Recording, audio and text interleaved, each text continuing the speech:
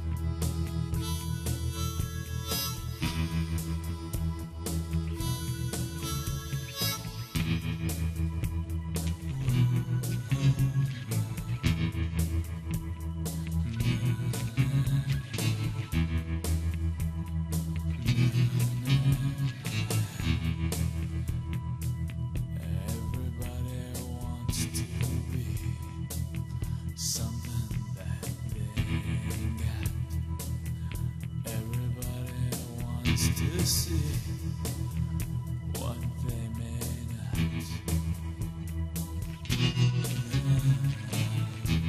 Everybody wants to be a Texan. This is a story about the Texan with a 10-gallon hat on the side of the Chevrolet.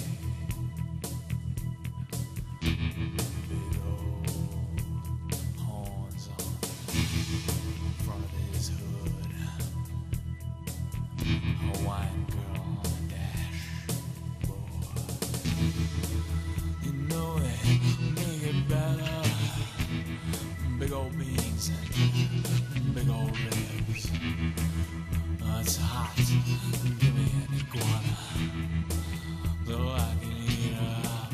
Yeah, everyone wants to be a Texan. Everybody wants to drink like a Texan. Everybody wants to make love like the Texan. Everybody wants to be the Texan.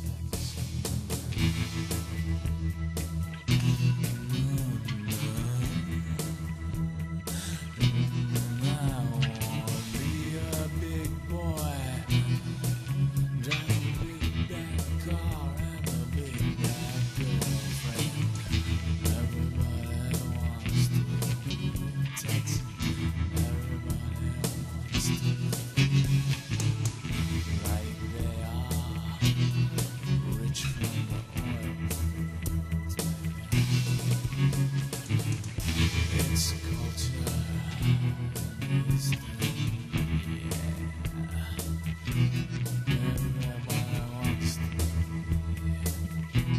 be a little crappy Texan melody, yeah.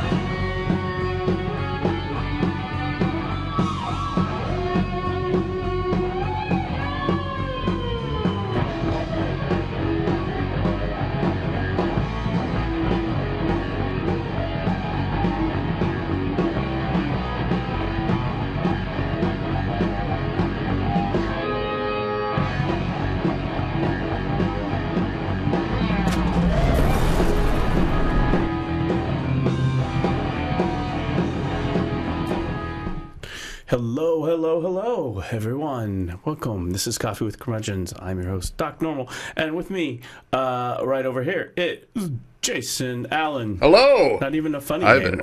No, it's Monday. We're just going to go straight into it. Yeah, we have no time. We've been gone for quite some time. Yeah. And so all weekend. Right, yeah. I had that, all week. I had that bug that's going around. And the thing about it is, this bug just doesn't hit you for a day or two, then wave bye-bye. Oh, no, it lingers. It likes to stick around. It's like you're... I'm not going to say any in-law jokes. I like my in-laws, so... Oh, really? It's all good. Okay. So, yeah. Anyway, hello, everybody. Welcome. It's Monday. Hey, I want to give a quick shout-out, man. Okay, quick shout-out. Yeah, quick shout-out. I go around to, like, different, I belong to different groups on Facebook, and... there's knitting, underwater basket weaving. Yeah, there's there's my extreme knitting and crocheting class. What old curmudgeon meme is that we would say that in unison, right? Right. Yeah.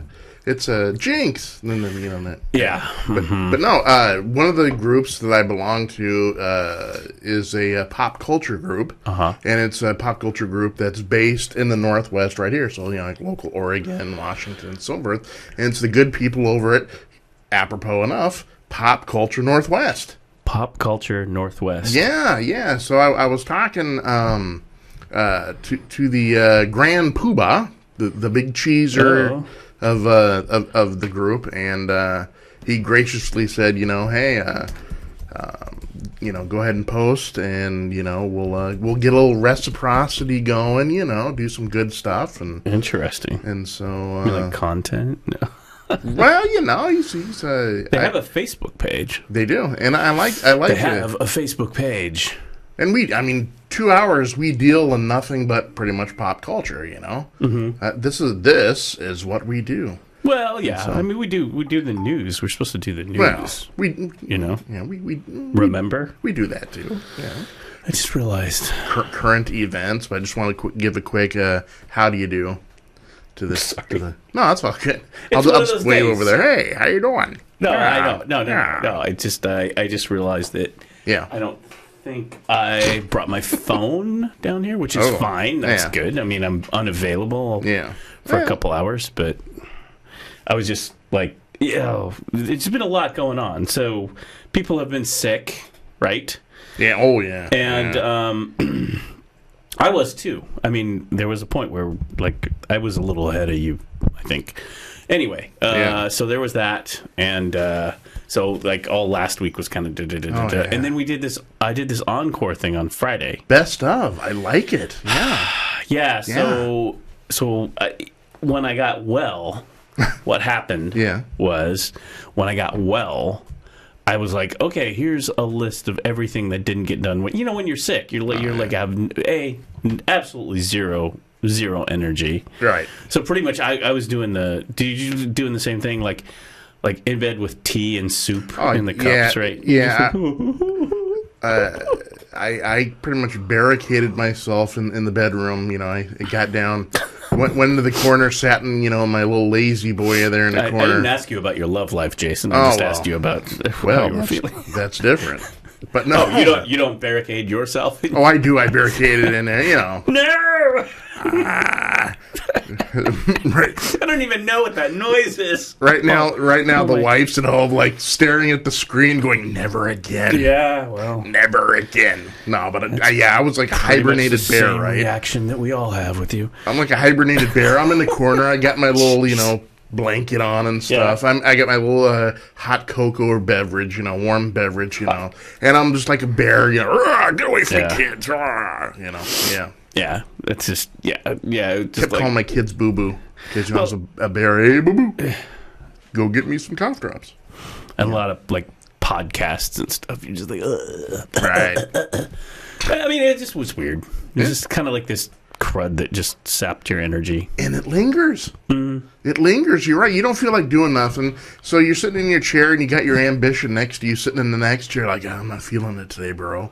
And it took like literally all week, and then even on Friday was still kind of cruddy. Yep. And so I was like pleasantly surprised. Like, what do you mean we've got a best of? This is great, And folks, next hour we will dedicate the show to gout.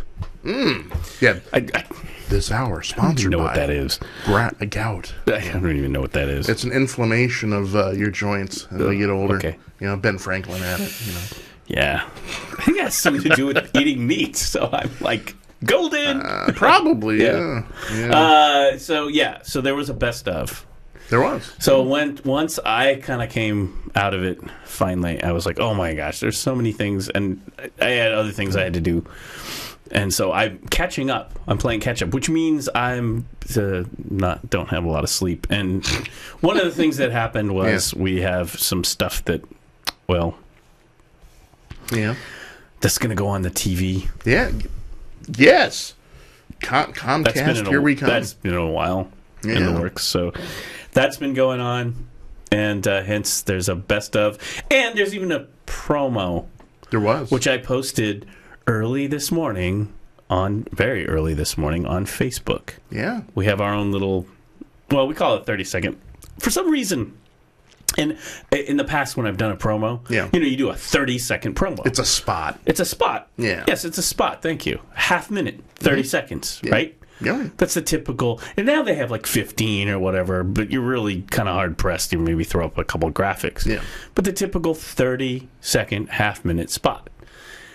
And I've done these in the past for stuff that I've done and other podcasts and things. Mm-hmm. And for whatever reason, and we have the internet, so that's a TV thing. It doesn't matter as much on the internet. But for whatever reason, mine's always 40 seconds. Well, Even numbers. we're saying what we're saying here is, hey, we got too much juicy stuff to fit in a 30. Sorry, 30, but we're running all over. That's what we do. Yeah. So, I mean, it's sure enough when I do the Coffee with Curmudgeons spot, Yeah. it's like right about 40 seconds and some frames. Who's counting? You know? Yeah. I mean, it must like even numbers, you know? It's like, no, it must be 20, and, you know. It's that inner synchronicity of our lives, right? Everything's down to 40. Everything I do is 40. I don't get it. Yeah. So it's not a 30. I call it a 30. It's like a baker's dozen. It is. Right It there. is. What is a baker's dozen, Right, Jason? it's one extra. We're giving you a little extra love, right? We're not only Wow. fitting at 30. We're a baker. Oh, Baker's dozen. like that. So that's when you Yeah. get a baker's dozen of donuts, right? Yeah, How many donuts do you get? well, you usually get like Well, a dozen is 12, yeah, right? yeah. So it varies. Usually, it's either like 13 or 14. They'll give you a little extra. They How give do you you do? one or two extra. Yeah. They don't give you 12, which is a dozen. No, they give you a baker's dozen. They give you a baker's dozen. In other words, bakers are crappy at math. Yeah. You know? And so is Doc Normal. So when I do a promo spot, Right now, your math teacher's like, "Oh, I'm gonna get him." oh, You know, no. how dare him? I'm gonna No. wrap him with a ruler. They were just like, barely passes, get out of my class. Gee, that sounds familiar. Yeah. Yeah. Yeah. Yeah. What would have been brilliant is Yeah. if I had learned drumming like earlier on in grade school. Yeah. And then they could have just equated all the drumming to mathematical formulas, and I might have done okay Yeah. Yeah. because I understood the math of like music, The time. and it's the same thing. Yeah. But anyway, so now I know that when I do a spot, Mm-hmm. it's like, yeah, I'll do a 30-second spot. It's a baker's dozen. That's right. I'll have to come up with a term. God, it's Monday. It's Monday. It is. It's We'll Monday. We'll get it by Friday. It's So cool. yeah. So anyway, so there's a whole bunch of content that I went through, and here's the other problem. Like, Were you? I love this. Were you creatively constipated? You like? Yeah. Oh. I am now after watching our show over and over and over, because it's the thing. I want someone else to do this. I don't want me to do this, but there's no one else is doing it, so I'm doing it, right? And at some point we're trying to get, like, I don't know, but anyway, and if you want to learn editing, Right. Yeah. so you have to go through these shows and pick out the bits. Yeah. So what's happening is we have a handful of 30-second baker's dozen spots, and we have a few half-hour programs, and then we'll probably have hour programs, I think, after that. Ooh. And then that's probably next year. You might turn on your cable one day and it's like, hey, it's those guys. Hey, it's a Curmudgeons marathon. Yeah. So and those have to be like, they have to be 30 minutes or whatever for the TV, as we found out when I was submitting things that were like 2 hours, 8 minutes. They're like, that doesn't play so well on our schedule. It's that 8-minute part, Yeah. Oops. Yeah, it's like, I was wondering about that. Can you just change your schedule, fix time, gravity well? I don't know. Yeah. So anyway, so I got all this stuff, and it represents hours and hours. And all this stuff that I've got right now for Coffee with Curmudgeons is in only like the first couple months of our existence. Wow, yeah. So it just so happens that the guy here has a beard.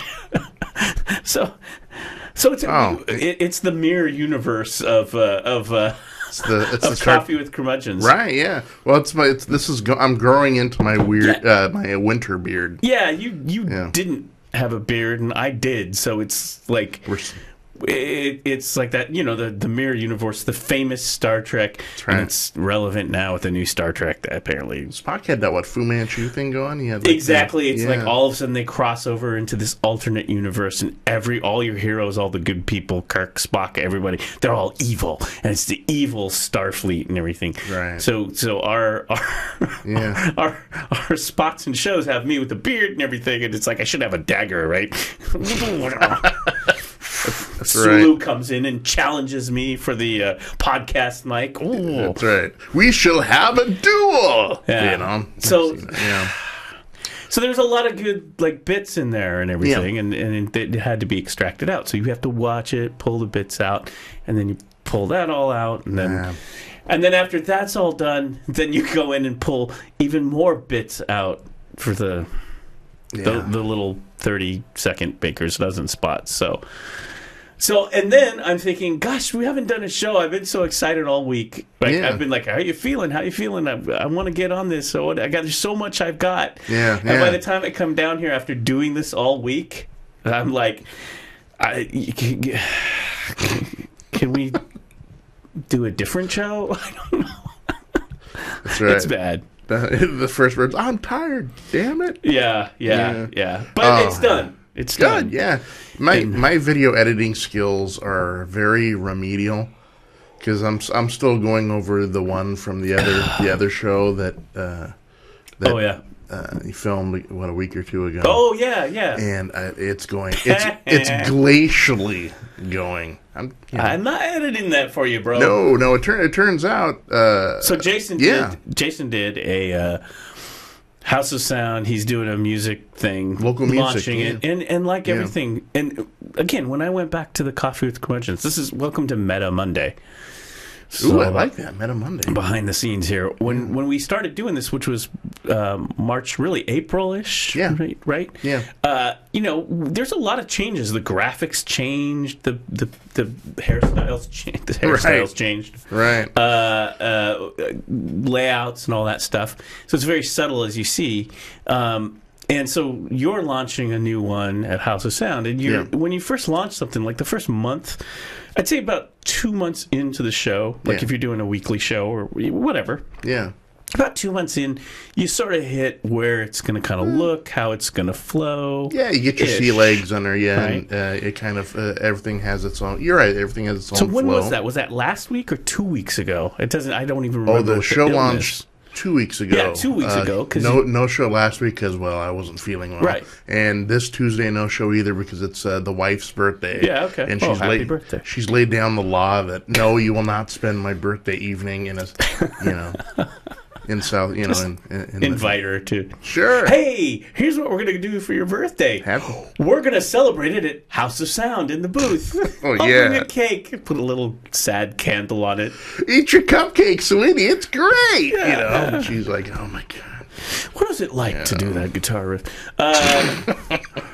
But anyway, you did this show and you interviewed these musicians. Oh, yeah. And so then you made me come down with a camera and film your inaugural thing. I just said, And I did. I just kind of begged for See, okay, but that was a day that I was still getting over this cold. Right, yeah. I was still getting over it. So I didn't feel so good that night when we were filming it. I was like behind the camera going, this is going to be special.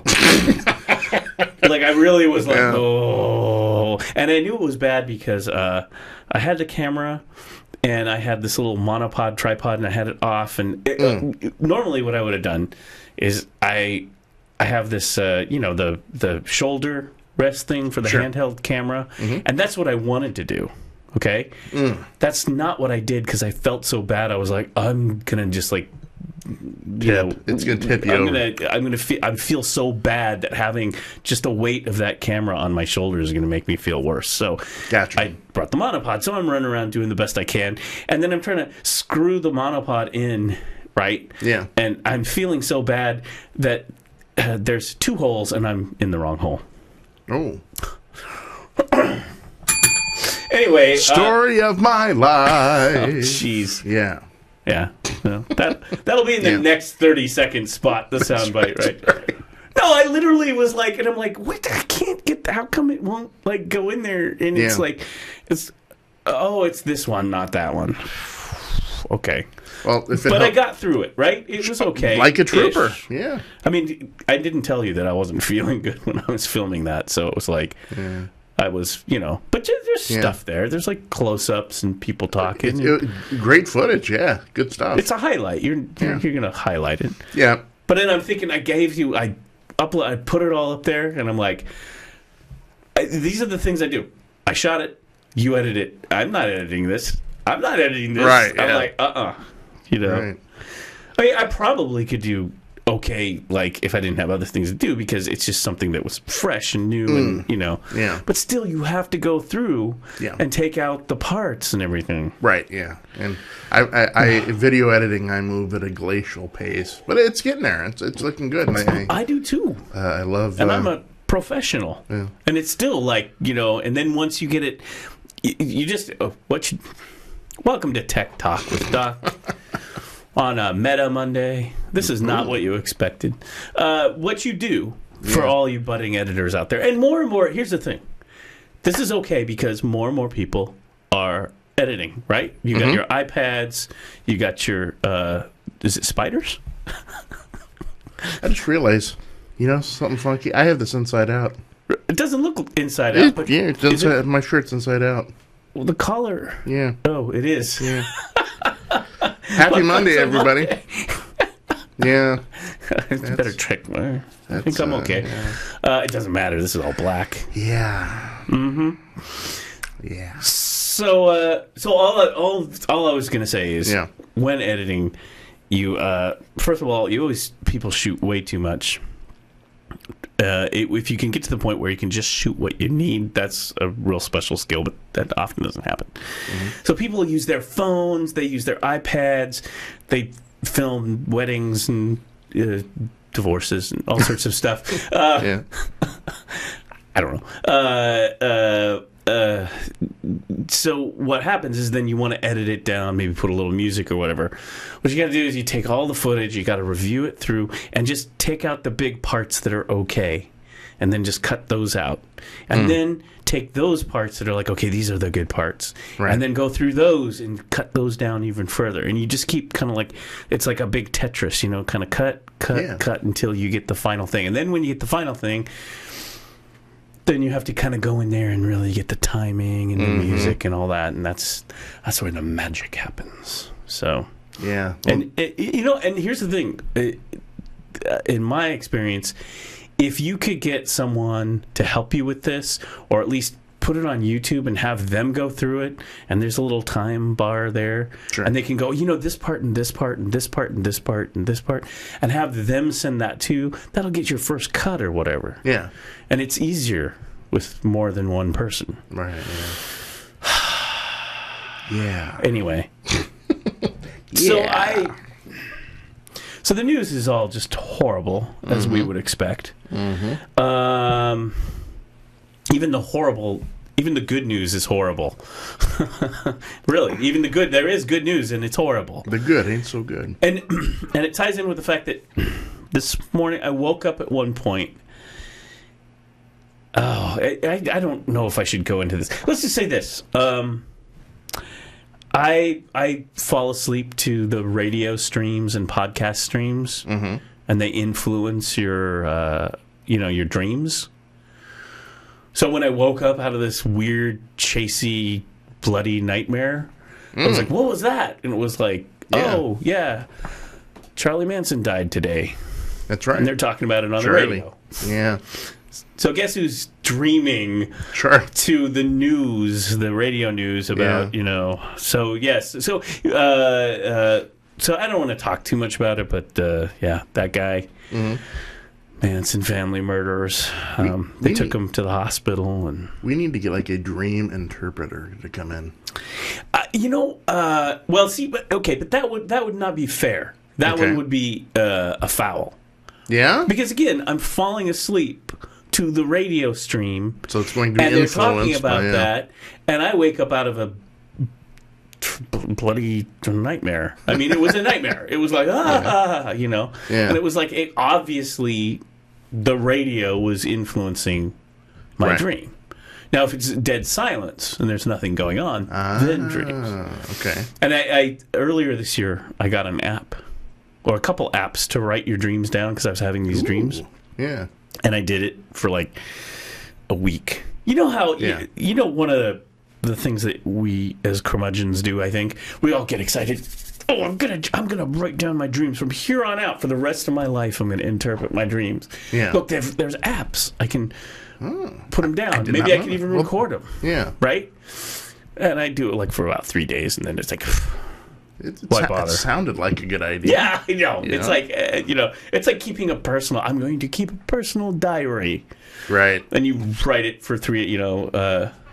You're like Ben Franklin for 3 in the diary with the calligraphy pen. And it gets shorter and shorter. The first one you're pouring Yeah. your most inner yes. thoughts to, and then the last one just says stuff happened. Yeah, exactly. Period. You know. Isabel.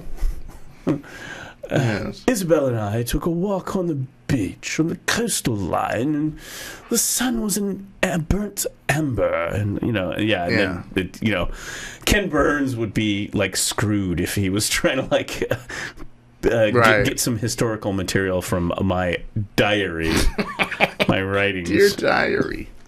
Yeah. Hence is why podcasting and video is good. Yeah. It's therapy, This is the folks.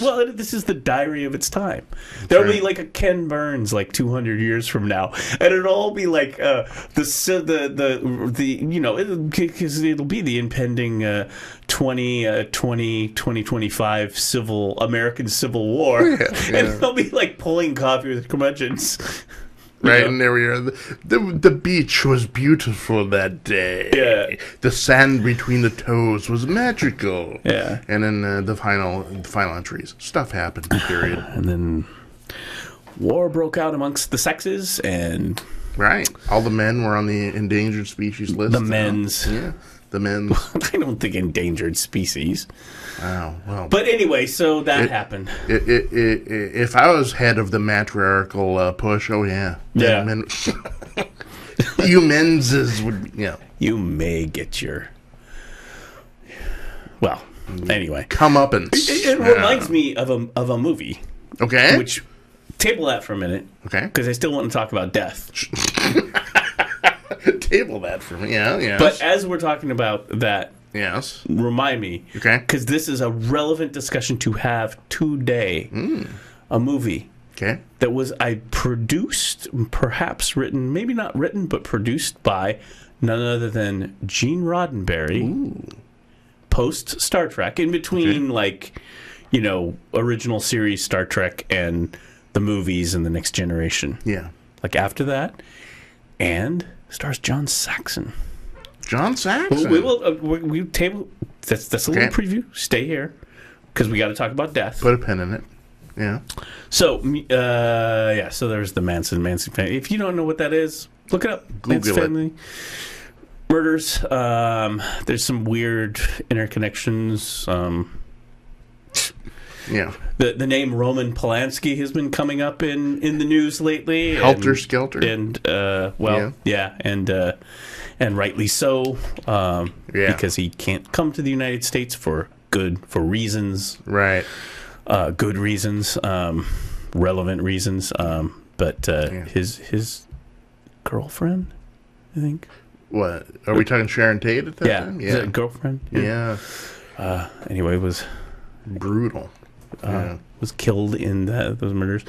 Really bad stuff. Welcome to your Monday, but people are talking about it. Charlie, he was what, 83?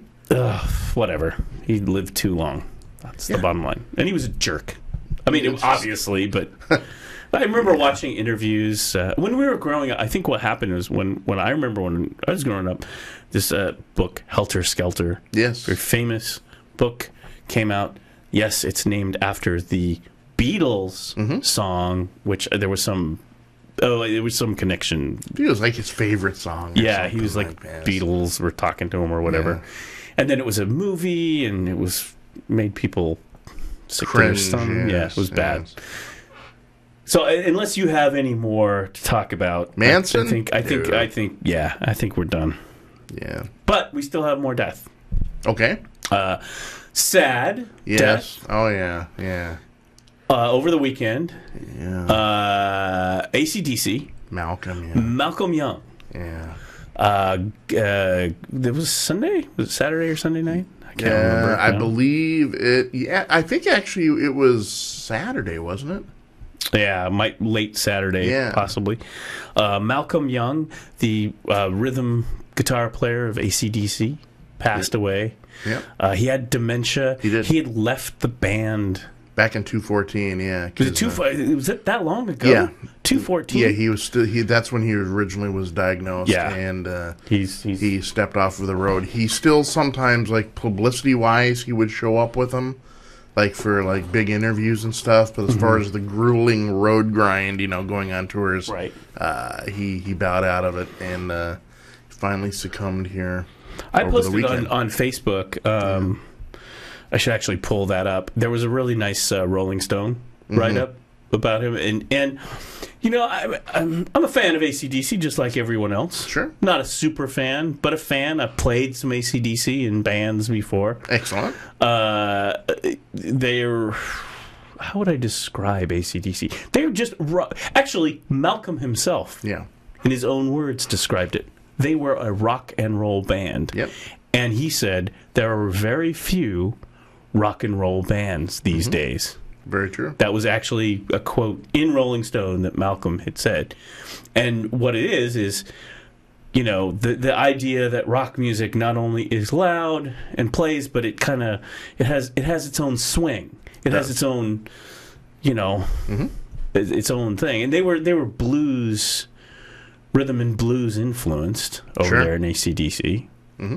So down there in Australia. Yeah. I mean, so when I was coming up early, I was studying music early, so a lot of that music was kind of like, oh, that's kind of a joke. I don't know about that music because you're I was that Poindexter kid, I didn't have glasses. I should have though, with the buttoned up thing in the pocket protector. Yeah. And the classical Bach music and stuff. Well, I don't know about that AC/DC So music. you were more Rush. Prog rock, yes. Yeah. Rush. Yes, I was. Yeah. I was. Those are the bands. Yeah. Actually, my first favorite rock band was Chicago.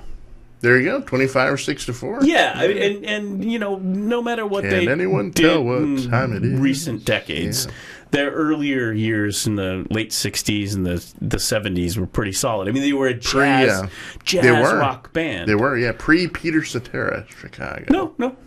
They had Peter.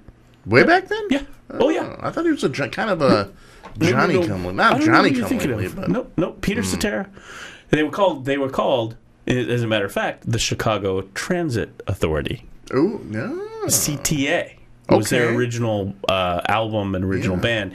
They changed kind of like the Jefferson Airplane sort of thing. He goes in the Jefferson Starship and now just Starship. Well, they were CTA. They were Chicago Transit Authority. Their first album is Chicago Transit Authority.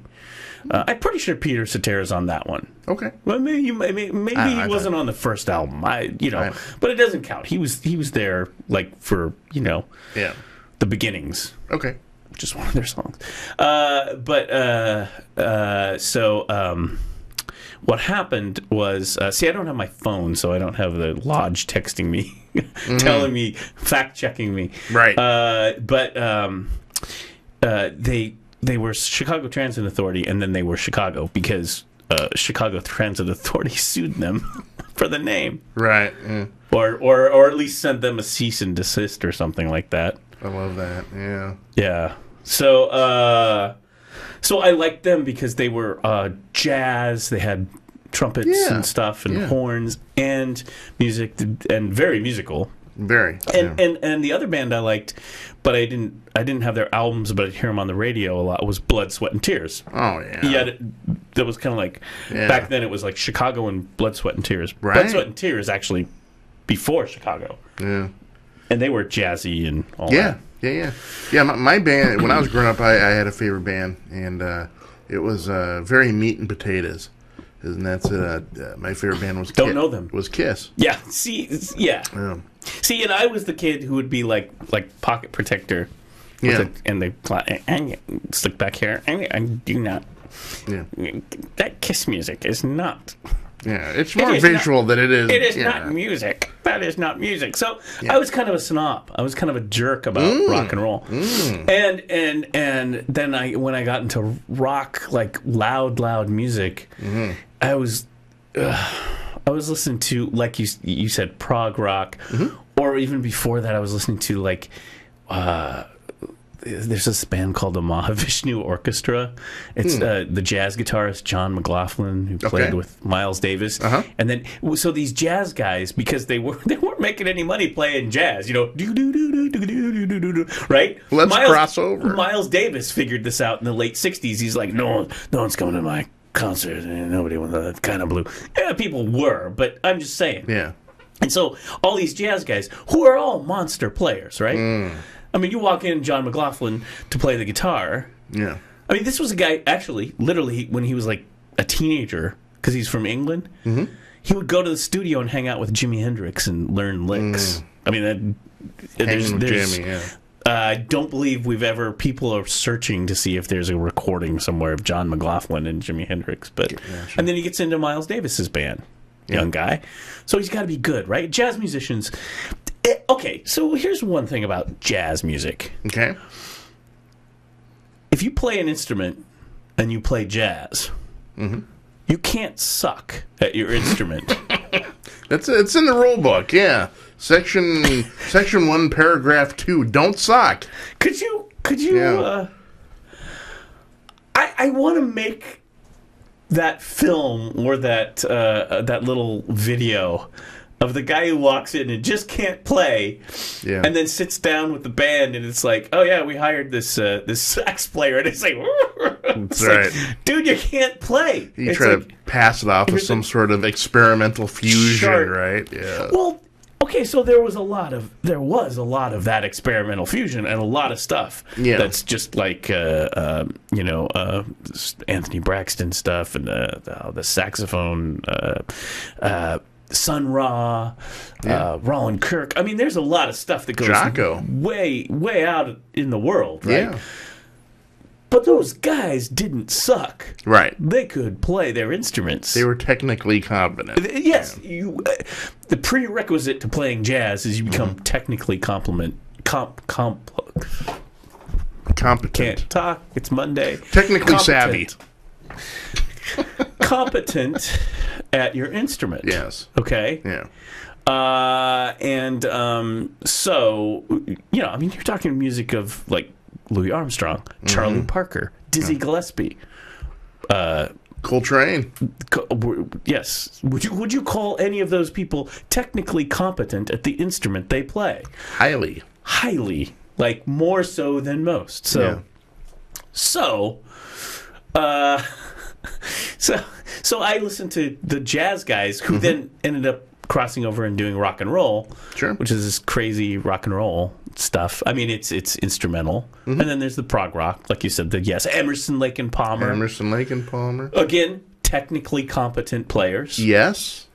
They're technically competent. Sure. We're talking technically. I mean, like Emerson, Lake and Palmer. I mean, these guys. I think that Carl Palmer, the drummer, went to like the Royal Academy of Music or something like that. Right. I mean, so Rick Wakeman. Yeah. I mean, these are all people who can play. Right. So I was always like, I like the music where the people could play.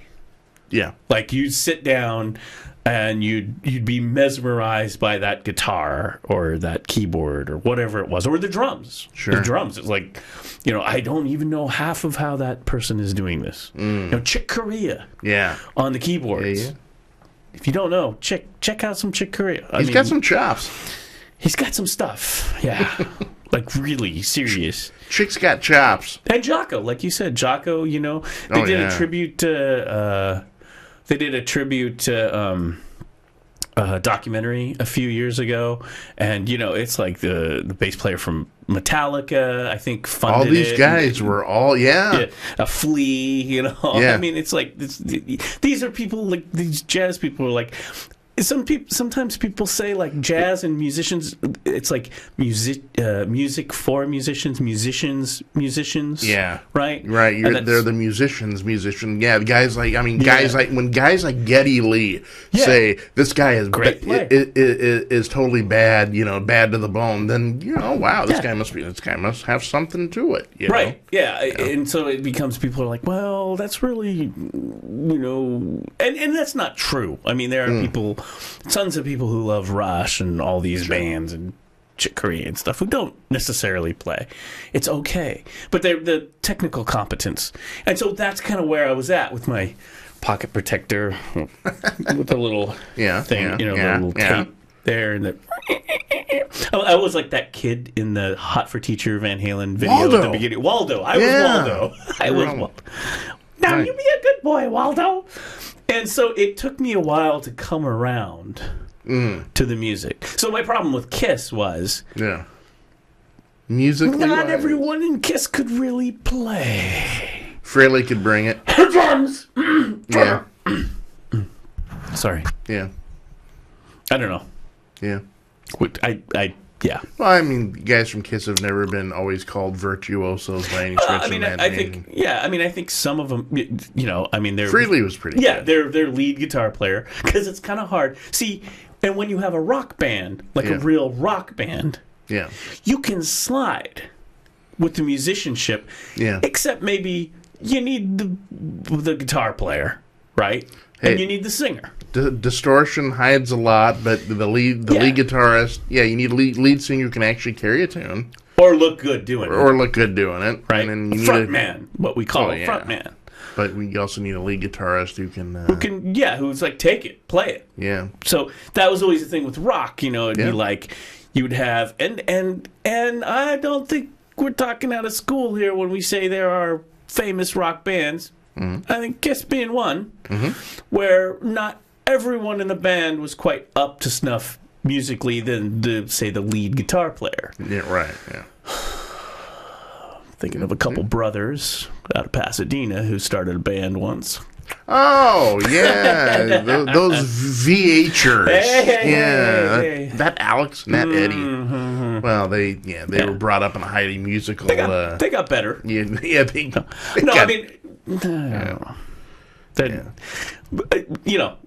musician circles, being a drummer and stuff, you hear stories. Sure. So I'm just saying that with rock, there's things, and it's a different aesthetic. So when you go from like jazz, a guy just wailing on his instrument, blah, blah, blah, blah, to say Kiss, AC/DC.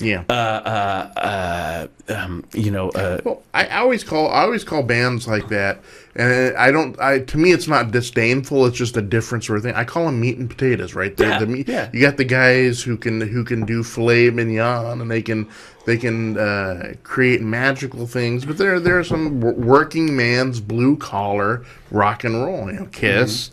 AC/DC, what's other blue collar bands? Grand Funk Railroad. Oh, really? Yeah, that's old. I'm thinking more like metal and that sort of thing. Yeah, yeah. My brain isn't working. It's Monday, folks. I won't get my cap on. 4 in the afternoon, I'll be like spitting out all these Judas Priest bands. is one I think of. Judas Priest, Iron Maiden. Iron Maiden was another one, but those are bands like Dickinson's voice, though. Holy cow! Yeah, but I mean, those are the bands. I mean, they bring something to it. So I think that I didn't appreciate that back in my Waldo days. Yeah. So it took me until later to appreciate. It's like someone or somewhere had to knock on the door and go, not all musics line up. They may have a common thing where people play into an instrument or make a noise and we call it music, but it's not all and the same thing. Right, and also it's tailored to appeal. I mean, some bands, I can do all this, but I creatively put it into more of a working man's things because it's more relatable. I guess what I'm saying is I was a huge music snob. I was, and then I ended up in a band. I mean, I was in bands, Yeah. And then they just ended up in a band, and it turned into a metal band. It wasn't going to be. It was going to be a rock band, and then it was a metal band. So it wasn't always Tokyo. It was Something else. Was it another name, like real technical names? No. We didn't have a name, but it was just it was just a kind of going to be more roots rockish kind of, and then it turned into like more kind of more metal. You know? Yeah. And then I listened to these guys, and it was like, well, actually, these guys are good music. I mean, you hear like Yngwie Malmsteen or something. You right. go, okay, that guy can play his instrument. Right. Yeah. He's a guitar player. He can. Oh, yeah. So, so then I started listening to that, and it was like, then I had, like, for example, I had a great appreciation for AC/DC. Now, I remember hearing AC/DC in that time when I was a kid. Yeah. And for whatever reason, I had a great appreciation for Bon Scott and Bon Scott's voice. And to this day, I think if you look at the legends of rock and roll, legends of rock and roll singers, you'd have to put like Robert Plant in there, right? Jagger, right? Unmistakably unique voices. I put Bon Scott right up there. Up to the top, just if you listen to those records and you listen to those tunes, and you're just like, one of those guys that can go regular voice into falsetto without a break.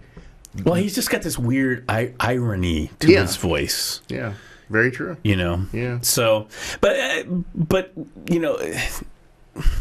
So I started listening to this stuff later, and then even talking to guitar players who were good instrumental. Like this guy worked with his guitar. He was a great guitar player. Very he practiced. When he sat around in his apartment, he had a guitar in his hand. He was really a very, very good guitar player. Yeah. He ended up playing in an early AC/DC tribute band, and he was Malcolm. Yeah. So he had knew the riffs backwards and forwards, and he was always like, there's things here, there's a groove, and that was the point. And when like the blues, the blues isn't necessarily the most complicated of musics by design, but to play the blues and play it properly and make it sound good and make it enjoyable, it may be simple just on paper, but you just don't walk in and it's emotion, boy. It's emotion. Yeah. And that's really what makes it. And see, that's the cool thing about rock and roll. And that's rock and roll is the same. You can look at the notes on the paper, you can look at the structure, and you could say, well, it's pretty remedial, it's pretty straightforward. But when you actually put the earphones on and you hear the subtle verities of it and the emotion brought into it, that's what about rock and roll. That's what's evocative. Right. And AC/DC is one of those bands. They just have that groove, and you listen, and then I listened to an album or two, and it was like, oh man, these guys really they know what they're doing. And it doesn't matter who you are, it doesn't matter what musical background you have and tastes and so forth and so on, but AC/DC is one of those bands that as soon as you put on one of their music, it's them. Very distinctive. Yeah. It's AC/DC. The sort of, I was going to pull up, bear with me. It's going to be one of those searching Mondays, right? Gotcha. Well, you could ask. No, I actually wanted to pull up what I had posted. I posted it on my Facebook page. This is what happens.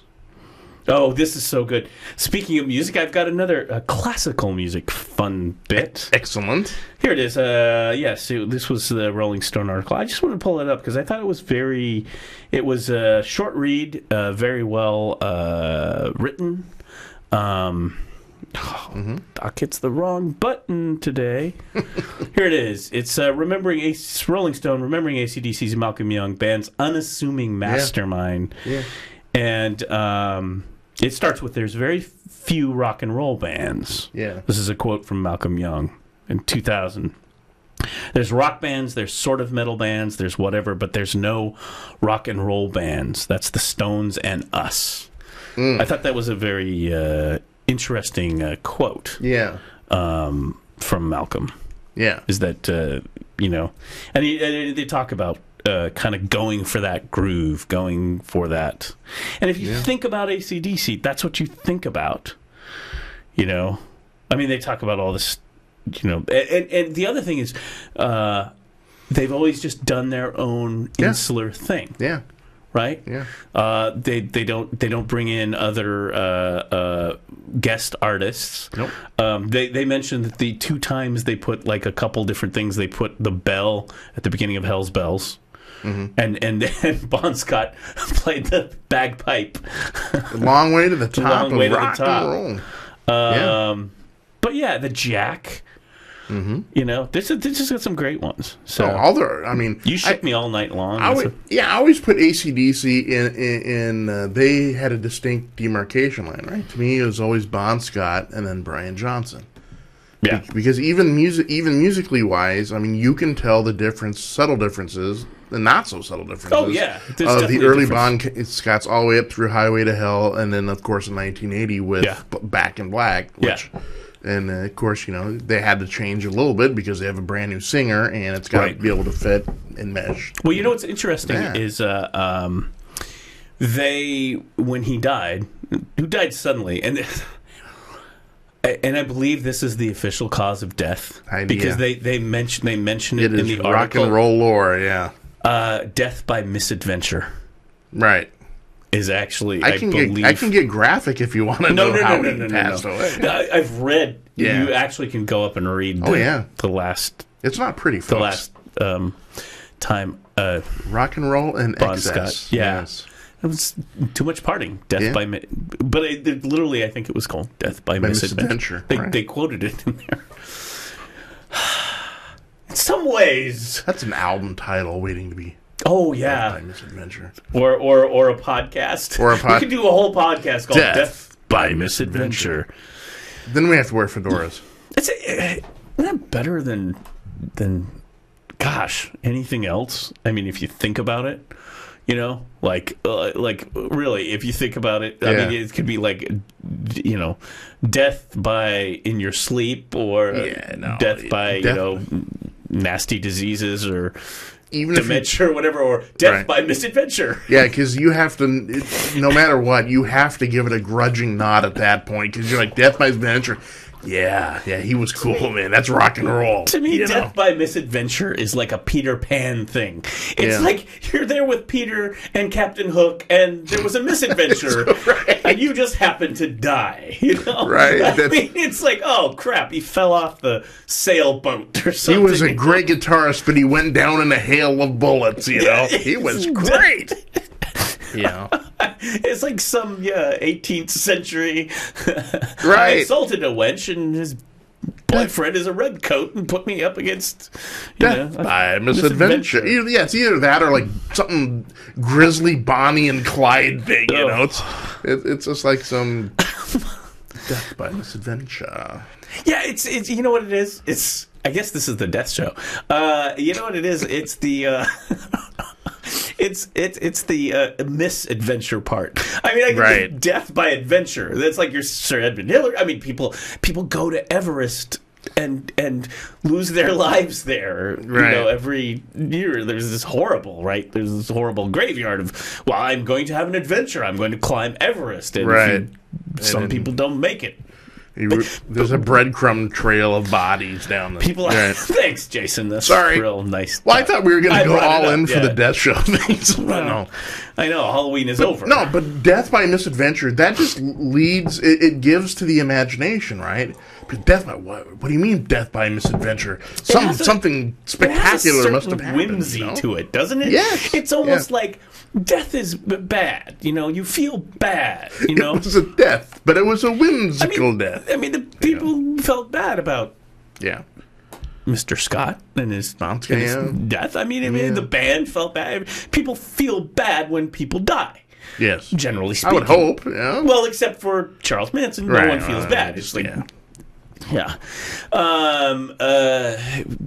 So. But death by misadventure, it's like a Blake Edwards or something. Yes, it's just I don't get it. It's more like, and you imagine people around the coffin, right? You know, and awake, and it's like, you know, all happy and it was a misadventure. It's a misadventure. And he died. That's right. Pour some more booze, you know. Right. I'm sad, but I partied with the man, and it was great. There's a jazz band in the background, banjo, bagpipes. Right. Right. It is. It's like the title of a Blake Edwards film from like 1969 or something. I like it. Did you say misadventure? That's what I want my obituary to say. That's what I'm saying. Death right? by misadventure. Like, oh, man, that's cool. When I go out, it ain't going to be in some nursing home, you know, whatever. It's death by misadventure. You know, this is great. I know, right? He was in the jungles, and it all went wrong. Yeah. That's what I want. I don't want. Oh, buddies decided to fly down to the jungle for an adventure, in a which became a blaze of misadventure, glory, which resulted in death. Right. I want to go out in a blaze of glory. I don't want to be like, oh, what do you mean he stroked out while watching Jeopardy? That's not cool. Yeah. You know, ending your life to Pat Sajak is or who is it? No, not Pat Sajak. It's that other dude. Jeopardy. Oh, it's Alex Trebek. Alex Trebek. That's not death by misadventure. That's is death by misadventure for 200, Alex? That's death by assisted living. Right. Do you want some more Jell-O? It's death by porridge. It's just death by puree. You know, I want to go out in a blaze of glory, dude. I want to die in front of Jeopardy, the TV in front of you with the shawl and green Jell-O dripping out of your lip, right? Or a misadventure. I want to go out on a misadventure. I don't want to be like I don't want to be like put on life support. I want to go out in full Thelma and Louise style, you know, going off the edge in an old Cadillac, screaming, you know, bloody murder. That's what I want to do. Oh, remind me to never ride in a car with you. You're not the only one that's not the misadventure I want to drive off a cliff. Death by misadventure. No, I mean it's like you'd think in history, right? Yeah. Teddy Roosevelt, president, the man of action, who went down to the Amazon in between when this was after his presidency with his son, and he did not die. But he should have died because he really was having a misadventure. Roosevelt came Teddy came this close. Yeah, and when he did pass away, it was because of the lingering effects of his misadventure in the Amazon. Yeah. That's what I want. I want a death like that. I want to go out like that. I don't want to in the Amazon. Well, I don't know that we want to go out like. Or even, you know, it kind of sucks when you got the dengue fever or whatever it is, and they're putting you in a canoe down the Amazon. Well, we hope we make it, Dad. You know? Right. It's like one too many bites from the tsetse fly. I hope he's gonna make it. Yeah, but man, he handled malaria well. Well, and that was the time where. I mean, there is one medicine for that. As you did, it's like, give him some more whiskey. That's what it is. Dengue fever.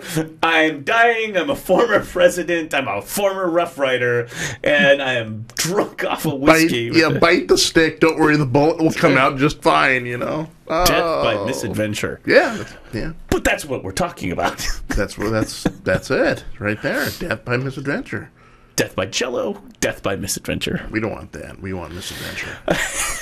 I don't know what we want. Maybe not so much the death. Can we skip the death part? Yeah, just have the misadventure. Exactly. Good point, Jason. Yeah. You see, you're sharp. Very productive. Production meeting's going good. You're sharp today. I'm not sure. No. No. So that's AC/DC. Yeah. But anyway, they released the album after, they waited and released the album with Bon Scott on it posthumously. Mm-hmm. I remember that. Mm-hmm. And that was good. And then they got Brian Johnson. Mm-hmm. Johnson. Yeah. And it took me a while to take to Brian Johnson's voice because I then accepted AC/DC. Right. But then Brian Johnson. But he was you're right. It was cool because it's like, this dude's Brian Johnson, this dude's Bon Scott. We're not trying to slot in the next Bon Scott. It's not a wannabe guy. Right. He had his own unique brand of it. Yeah. And then when Back in Black came out and so it's this works. This works. But the point is, when I really realized this, and people were like, "Oh no, you don't, you got to understand," is that when you go to the club or even a disco or something, a dance, and people are like, "Wait until they play the AC/DC. Wait till they play the Back in Black. You'll see." And it's like you put. I mean, it could be a disco. You could be playing Donna. You put on Back in Black. The place clears out to the dance floor. Oh yeah. Because everyone's like, on their own personal misadventures. It's party music. Drinks in their hands. Yeah. The ladies and the guys. Oh yeah. And they're all like this. And what are they? Back in Black. Wow. Right. Head starts bobbing. You start headbanging. Yeah. That's what it is. And that's the essence of rock and roll. And I think that's the essence of AC/DC.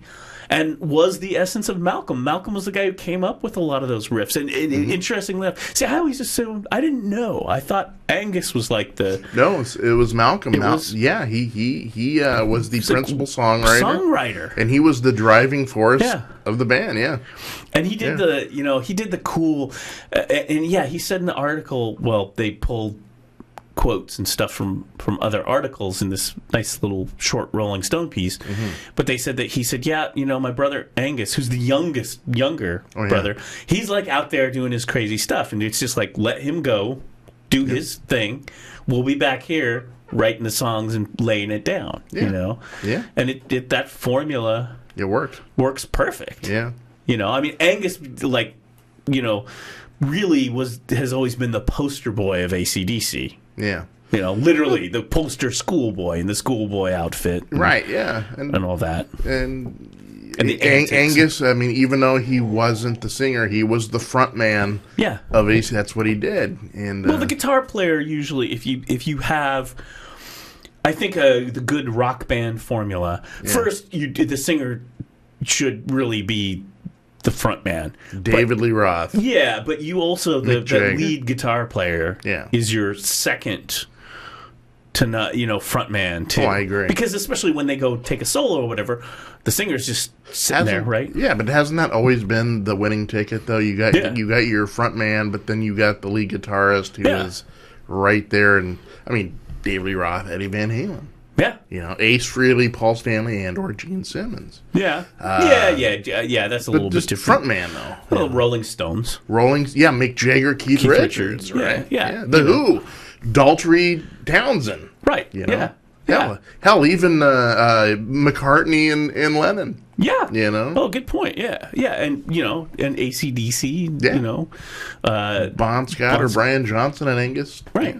Meanwhile, the real guy behind it is Malcolm, just in the background doing his thing. But I wonder how much the band is actually, just thinking about that right now, AC/DC, how much they're going to survive after this, because now Malcolm is they did though. Well, actually, the nephew or something is now thinking about stepping in. Malcolm's place, is my understanding.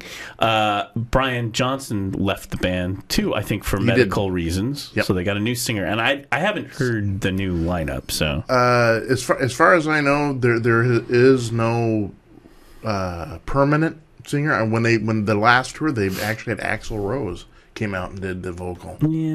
Because he had that higher sort of falsetto sort of thing. Oh, I've actually heard good things about that, but he stayed very, because Axl has the huge ego, but evidently, at least for that tour, he stayed in the pocket and was faithful to the musical sort of I know AC/DC. See, there's another band. They're Guns N' Roses, right? Guns Slash and Axl. We think about like Billy Idol in the '80s.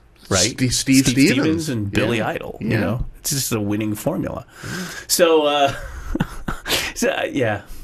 So that's AC/DC. And I did one thing I always liked visually when you see them in concert. I always did dig how, they definitely choreographed their live thing, because you got the lead singer, you got Bon Scott. In fact, I posted an old one with Bon Scott. I can't remember which one it is. I should find it on the Facebook. Where I post Girls Got Rhythm. Girls Got Rhythm. Let there be rock. And then this was Girls Got Rhythm on Dutch TV. It's like from the 70s, and Bon Scott's singing, and it's real 70s. I like the old deep old archive television cuts. Oh yeah. I love the old cuts of old television performances. Yeah. Some of those are just so interesting. Right. And they got a good aesthetic too. Yeah. You know, They do. I like those old shows. You know, the Midnight Special and all that. Yeah. So Old Gray Whistle Test. We were talking yeah, about that yeah. various times. Yeah. So I mean, they're there, and you know, Bon Scott's doing his lead singer thing. He's got his shirt out and whatever, Yeah. and then you know, There's you got Angus and doing his schoolboy and he does- English he boarding does the duck school. walk. You know, Yeah. the whole rock and roll Chuck Berry thing. Yeah, thank you, Chuck Berry. And then you know, and then you got the bass player, the drummer, Yep. and Malcolm. Malcolm's Doing it. just hit the one thing and steps up, does the vocals, sits back. You know, he always had the thing I always liked about him was when they cut to him, he had this like little weird did. shake. Yeah. And I always thought that was kind of cute. Yeah. I was always like that. As I started getting into this band and going, I actually kind of do like AC/DC. I always dug Malcolm. Because it was like he's the dude who kind of walks up and he's got this weird like shake and bob and stuff, Right, kind of a little on the spectrum, you know, if you want to call it that. Yeah. And I was like, yeah, that's kind of unique rock and roll. That's your own deal, man. Had his own thing. Yeah. So you know, and it was just like t-shirt and jeans and. They never No were frills, rock and roll, man. They never were. I mean, as frills as it Meat got and potatoes, was man. Angus in his schoolboy outfit. Yep. Everyone else was just like, you know, kind of dirtbag kind of look. Which, they were though. It was. I mean, you know, they working class like blue some, collar rock and roll, man. some blokes came off the street to go into the pub and play a set. Yeah, you they know? they were sitting out there and they just walked on stage, picked up guitars, and So got behind the kit. And, fit the music, fit the thing. So you know, so that's is you know. I mean, I'm all like, kind of. Did you do any homage stuff over the weekend after you heard about Malcolm? Did you like sit there and listen? And yeah, me too. I posted the Girls Got Rhythm. Yeah. The first one I came across that I was thinking about posting was a Whole Lot of Rosie. Whole lot of yes. But here's the thing. Yeah. I think I sent you privately this video, and it was like I want to say it was like 2009 or something. It was a pretty big arena. Yeah. AC/DC, big arena rock. Yeah. And you could just go Google it, a Whole Lot of Rosie. It's like from some big tour, so they got all the staging. The stage was amazing and all that. Again, they're still wearing their working class. That's what they're doing. Outfits, but the staging is amazing. Like they, you know, this is a big, you know, AC/DC gets the money for the tickets, Right. and they had this giant balloon Rosie on like a locomotive train. Kind of like, you know, like those balloons that they have for Macy's Day. Right. I mean, it was really impressive. Yeah. My comment was, "Wow, that's quite the staging." But you know, it was. It wasn't. Let's just put it this way: AC/DC's music, being very rock and roll, Yeah. is from the male perspective of the rock and roll. The blokes in the it is. in the pub. It's very patriarchal.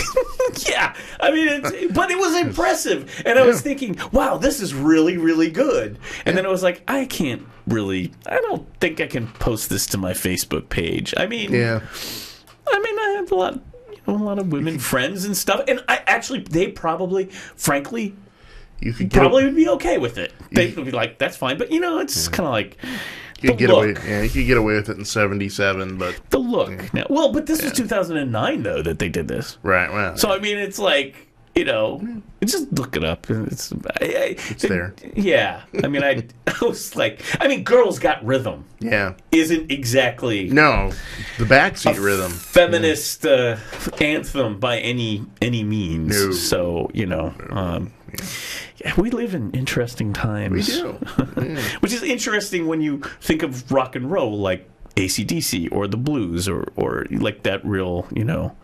Now, to me, it's almost kind of like a comedy, like kind of a caricature of itself in a way.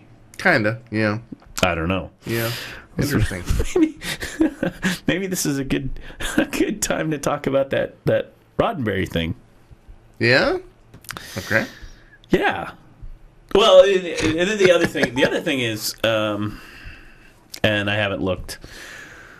You know, this is, of course, going into the holidays, which means, folks, several rock musical icons are going to pass away, if previous history is anything. Now, as far as I know, folks, he has not passed away, but he's gravely ill. David Cassidy, of the Partridge Family. Yeah, there's been like big. I was even looking on Twitter last night, and like people are posting and links and all that, and then people are like, you know, but it's not good. No. TMZ had reported close to. So that's you, Partridge Family, David Cassidy. Right. Come on, get happy. Yeah, it's in critical Come condition. on, world, there's a song you should be singing. Yeah, I mean, and well, cool, he was boss. huge. Huge. I grew up. I think I love you. I grew up with David Cassidy, with the Partridge Family. Yeah. I mean, right there, that was like one of those, along with the Monkees and the Partridge Family and Courtship of Eddie's Father. Didn't the mom? Did she pass away a while back? No, Shirley. Or Shirley. Sorry, Shirley Jones. Shirley Jones. No, she's still doing her thing, man. I'm thinking of, you know who I'm. Maybe Brady. I don't know. Oh no, Carol Brady's still alive too. Florence Henderson. See, okay, this gets into that horrible podcasting thing that I have problems with, and we should see. We didn't prep anything. No, but if you ever want to do a good prep, Jason, okay. just bring in a Dead or Alive quiz for Doc. You'll be surprised at the answers, right? Because Doc never knows who's. And everybody was stumped when the word Abe Vigoda came out. What? Yeah. No, Shirley Jones. Of course, a lot of people remember Shirley Jones. At least I do. The movie The Music Man. Oh, yeah. And the other one, too, was... no, she was the other one. Whatever. I get my stuff mixed up. Sorry. It's Monday. It is. It's Monday. Been putting a lot of work in. Pre-Thanksgiving Monday. Yeah, we got to figure out what we're going to do. It's going to be the holidays. Yeah. Thanksgiving. Oh, man. I don't like Thanksgiving. No? No. But I don't like anything good. I mean, you know, anything that's good and wholesome. It was, you know why? It's because after I was out of my Waldo phase, I love that. I don't like anything wholesome. Then I gave up everything wholesome. That was a great quote, by the way. That was a hit and run quote, too. I don't like anything wholesome. Well, that's true. So let me ask you this question then. Just because I'm curious. I have that curiousness about me. Look, Jason. Yes. No one died of wholesomeness. Nobody. Misadventure, yes. Wholesomeness, well, I'm no. trying to think about Robert Young from Father John's Best. Did he die of wholesomeness? Oh, no. Bad example. Rick, who's bad the example. One? Ozzy and Ricky Nelson. Nelson. Did he die of wholesomeness? I don't know. Death by wholesomeness. No, Marcus Welby that's not where you want to go with that. True. No, he was Marcus Welby, right? Yeah, Marcus Welby, MD. I think he. Before that, Father Knows Best. Misadventured himself, if I recall. I can't remember, but anyway, you were saying.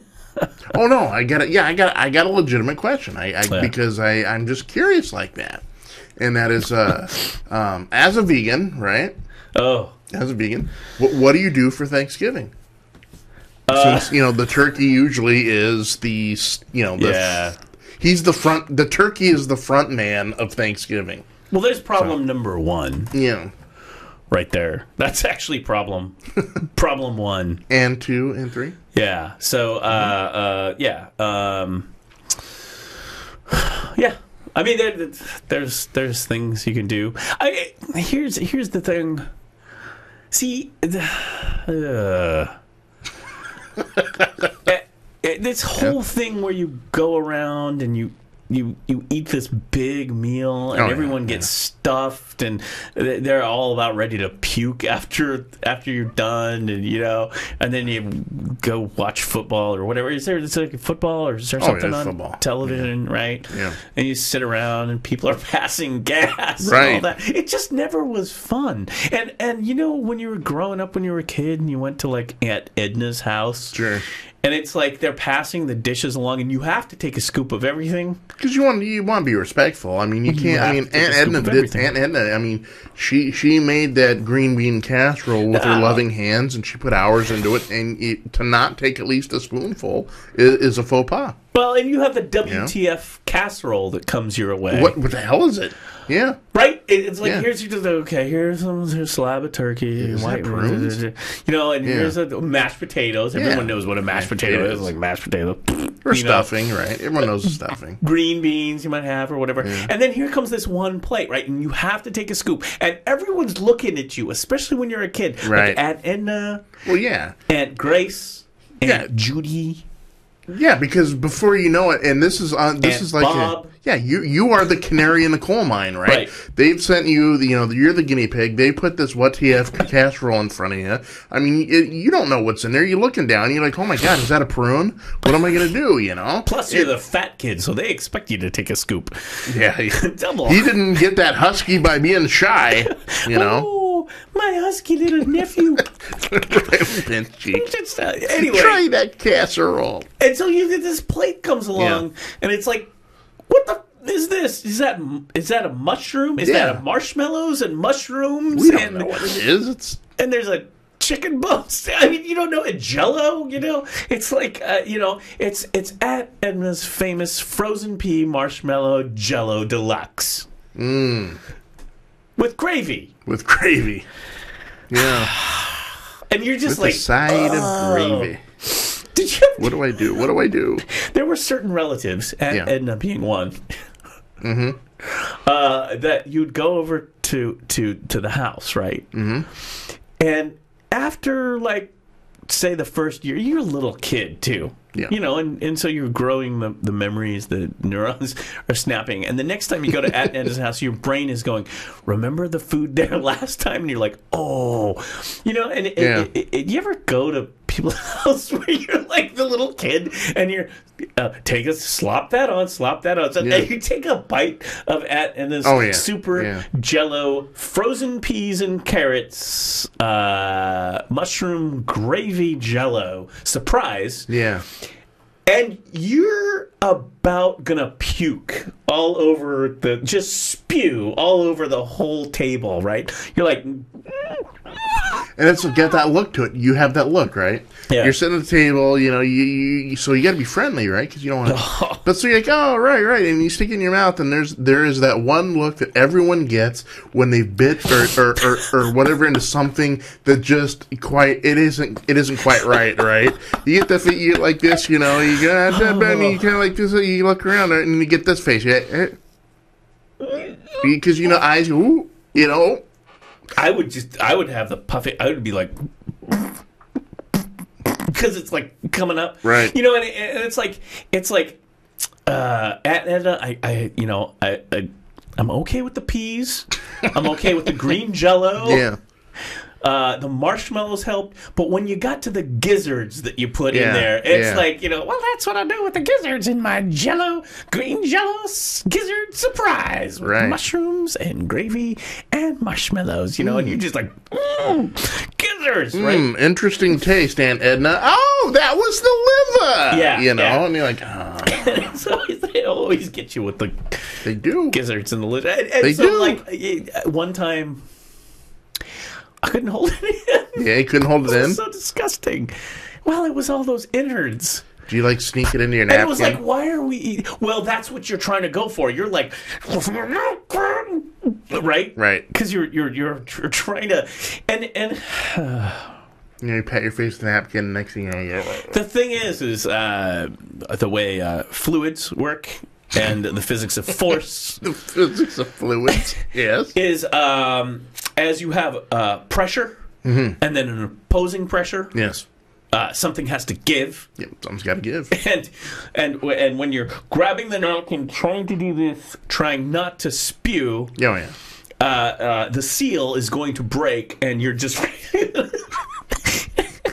and hit your mom and dad on either side. Right. That's what we call collateral damage at the table. What the hell are you doing? Right. Dad, mom, and they deserved it.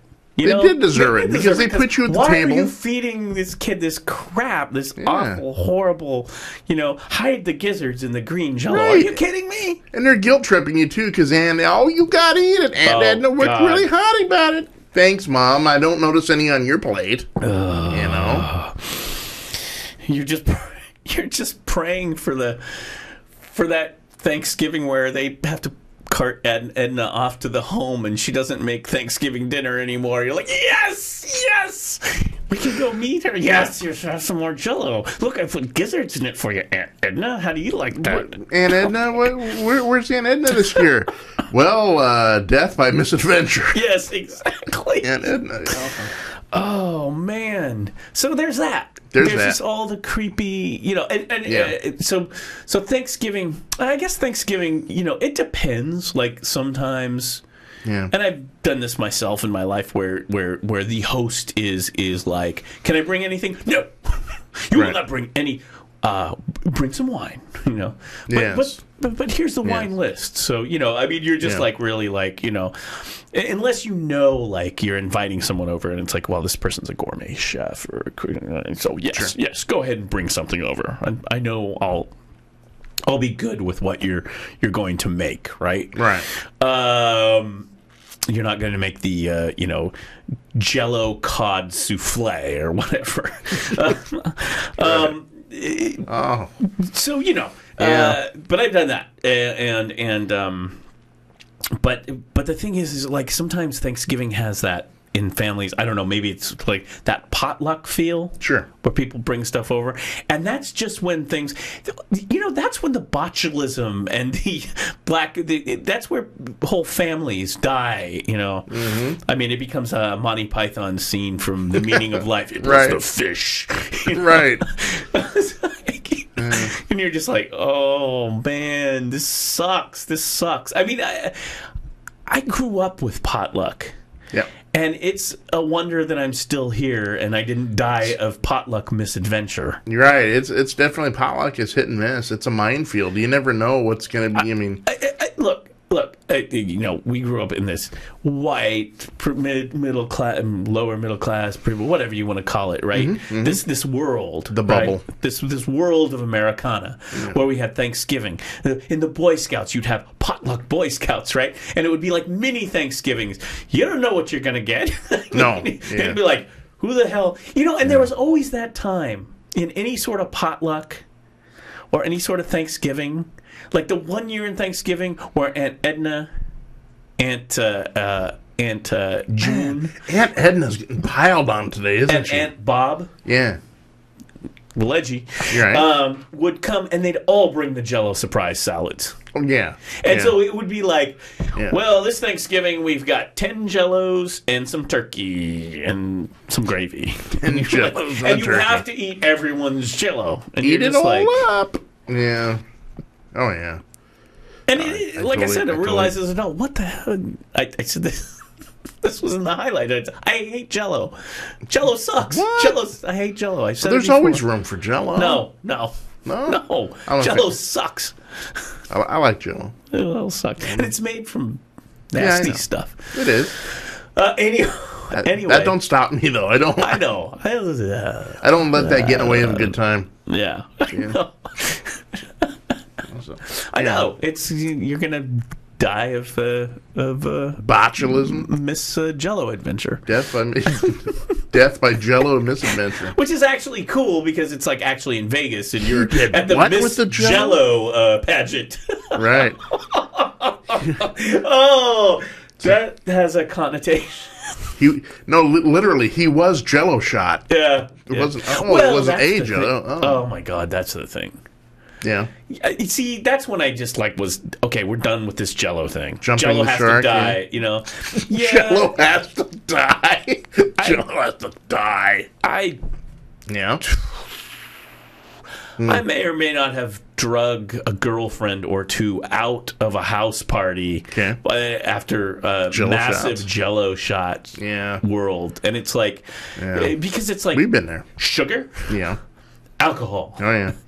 Right to your bloodstream. Yep. And it's like, don't... Doc's life suggestions and lessons to all you young folks. No Jello shots. Just don't. No. Bad. Because you think, it's just one Jello cup. It's just 5. They're sneakers. You do not, and that's some bad. You will be worshiping the porcelain. Oh yeah.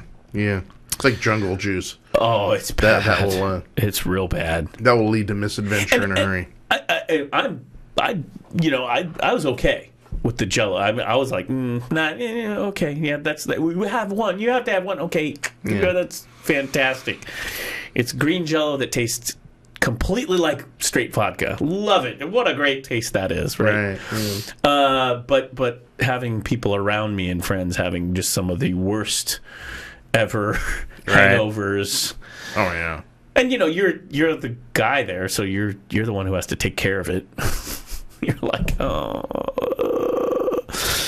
going to the toilet again. Right. Why don't you just stay in the bathroom? Can I make you toast? Yeah. Who hasn't been? Can I make you toast? Who hasn't been there? Yeah. So, So Jello's evil. Thanksgiving is evil. The road to hell is paved by misadventure. Yes. I mean, anyway. So there's that whole spread. Yep. And it's. And so then turkey. So now you're asking me about vegetarian. Yeah. There's all kinds of stuff. How do you get around the turkey conundrum? My kid. Okay. Said. Okay. Just last week we were talking about Thanksgiving, and I guess we're going to be together Thanksgiving. Excellent. That is excellent. And my kid was saying, what is it with Thanksgiving? I don't even like the turkey. It's like dry and nasty. And, there's like a vegetarian thing going on there too. And it's like, yeah, I know. It's right. It's always like, it takes a lot to cook the bird properly. And I've been through this. I was not always a vegetarian vegan, folks. Yeah. I hate to say it, but that's true. I know. But, there's stuff you gotta do. Yeah. And so it's like, I don't know.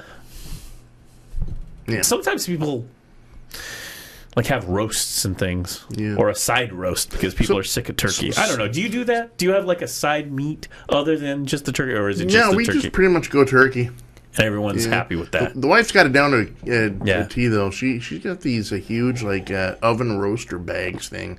Yeah, and it makes it not dry and everything. It's pretty good. That's the thing. We do that. But how do you? Because you know how the turkey is the front man in the band of Thanksgiving. How do you get around that as a vegan? Who is your front man then for Thanksgiving dinner? Okay, I would be remiss not to mention this product. Okay, and I'm not suggesting that this is what you have to do because it's not what you have to do, but it is a thing. Mm-hmm. And there's a picture of it here, so I might as well show it. Yeah. And it's famous because I don't, I should know when this thing came out. Okay. But there is a turkey substitute. Okay. Famously known as tofurkey. Okay. And that's what it looks like. It's kind of like a ball, like a ball roast with stuffing inside, and they even have a gravy option or whatever. Interesting. And it is the original tofurkey. It is where the product tofurkey comes from. Okay. And I don't remember when it came out. It might have. It's a fairly recent product, like within a decade or so. Yeah, I mean, you remember. We all remember because everyone's like, laughing about it, and that was like vegan. That product is made by a company called Turtle Something Foods. Okay. They're in Hood River. They're actually an Oregon company. Wow. They're actually, the tofurkey people are actually Oregon-based. And they make all kinds of sausages and stuff now for vegans. They actually make a really mean and dewy sausage. Really? I'd make gumbo with it. Yeah. So that's what people say. Now, the problem I have is like with my family is they immediately assume that that's what I should go for, right? And it's like, I've had it once. One Thanksgiving, I had a vegan friend, and we were like, okay, we've got one of these. Let's try it. We've never had it. What's it like? So we tried it. And it was like, yeah, it was edible. Yeah. It was fine. You know? Okay. I mean, I like that company's, like I said, sausage and other things. Yeah. Whatever. But it was fine. But it's also like, who cares, you know? It's like, do I need this? Am I missing? Yeah. Yeah, because if you're like being a vegetarian after a certain amount of time, you're not like thinking, I miss a big turkey leg. I need to go for it, you know? Yeah. So I mean, it's just, I don't know what. I'm trying to figure out what I'm trying to figure out what I'm going to have on Thanksgiving. Gotcha. I'm literally, and I'm always like, well, if you make a salad or some veggies or something, just don't put like butter in it or whatever, or just, you know, make it like. Gotcha. Without the animal products, and I'll eat it. I'm fine, you know? So, but again, I'm not so motivated to walk in there, and I haven't, vegetarian, vegan or not, I'm not motivated to do that because I haven't been for so long. It's like, let's go get, you know, and Uncle Bob is always the one who's just like drinking and feeding and stuff, and it's like, dude, do you get a meal? I mean, right. You're a retired accountant. I know you lived the good life. It's like you're eating like you just came out of a refugee from a war. Shoving rolls in his pocket. Yeah. You know, yeah. So I don't know. I mean, I'm like I say, it's such a like everything we seem to do here in our little country of ours. It's like so like. Rigid and traditional, and it's like, man, you gotta have this. The other problem I have, and this is something I've heard a lot of culinary people talk about. The turkeys that you buy in the store are really pretty nasty. Though you know, this comes back from a time when people ate pheasants, and turkey. I actually and duck and geese. Yeah, actually. Early on when I was growing up, you know, we had the country folk in the family. Yeah. And you'd go for Sunday dinner, it's like a geese, you know, a pheasant. A goose, it's like, right. whoa. Yeah. And that's all, they're game birds. Yes. People would go out, hunt them. Yeah. And cook them. Yeah. And turkey, a wild turkey, is a game bird, just like everything else. But now they factory farm these things, and you know, they have the big breast thing. That's not a natural, that's like a genetically engineered thing. Yeah. It's so disgusting. Yeah. So they put just like people, I don't want to get into this. This is not the vegetarian podcast. Welcome to Monsanto Hour. Yeah, but well, that's just the thing. And that's the whole thing about I think partially that's what's driving some people to vegetarianism is just the food supply, source. What they do with beef and what they do with all the meat, just the crap that's just so factory farming garbage. Yeah. I had a buddy of mine, and he went to I'm not going to give the company name because honestly I'm not sure if I remember it, but he went to like a processing thing or whatever one time, and he came back and it was almost like he suffered PTSD from it, right? Because he was like, man, he's like, once you go there and you come back, you will never ever. He goes, I'm not. He goes, I'm not being, hyperbolic here. No, you will never ever want to eat meat again. You will never want to do this again. Yeah. And I was like, you're kidding, because he was like, man, no. That turned him literally into a vegan. He was like, I'm never. He goes, if you knew how they prepared that stuff that ends the colorful box and cellophane, you'll never want to do it. And it's like, so I kind of want to do that. I kind of want to go to one of those places just to satisfy my morbid curiosity, because everyone's seen those things on the news where everything, the processing plants and the farms where they get it are just they're not very well maintained. Let's just be nice and say that.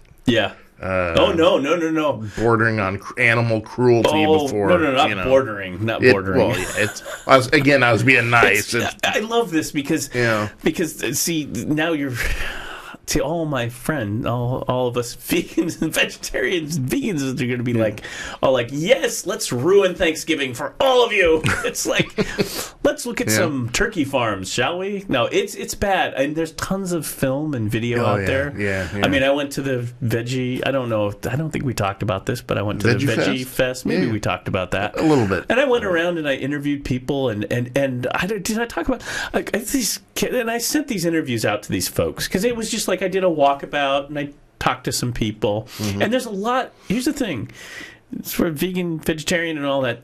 Again, the Tofurky people are here in Oregon. There's tons of other companies. That Oregon's like got a lot of homegrown vegetarian, vegan companies. Like really good stuff. Good place to be. And so I went around and interviewed this stuff. And one of the interviews was with these young kids. I mean, we're talking young adults, right? College age, millennial, post millennial, whatever. And they're doing like 360 VR. And what they did is, because the people sneak in with the videos and stuff, and now with the cameras, with the phones and everything, it's even easier.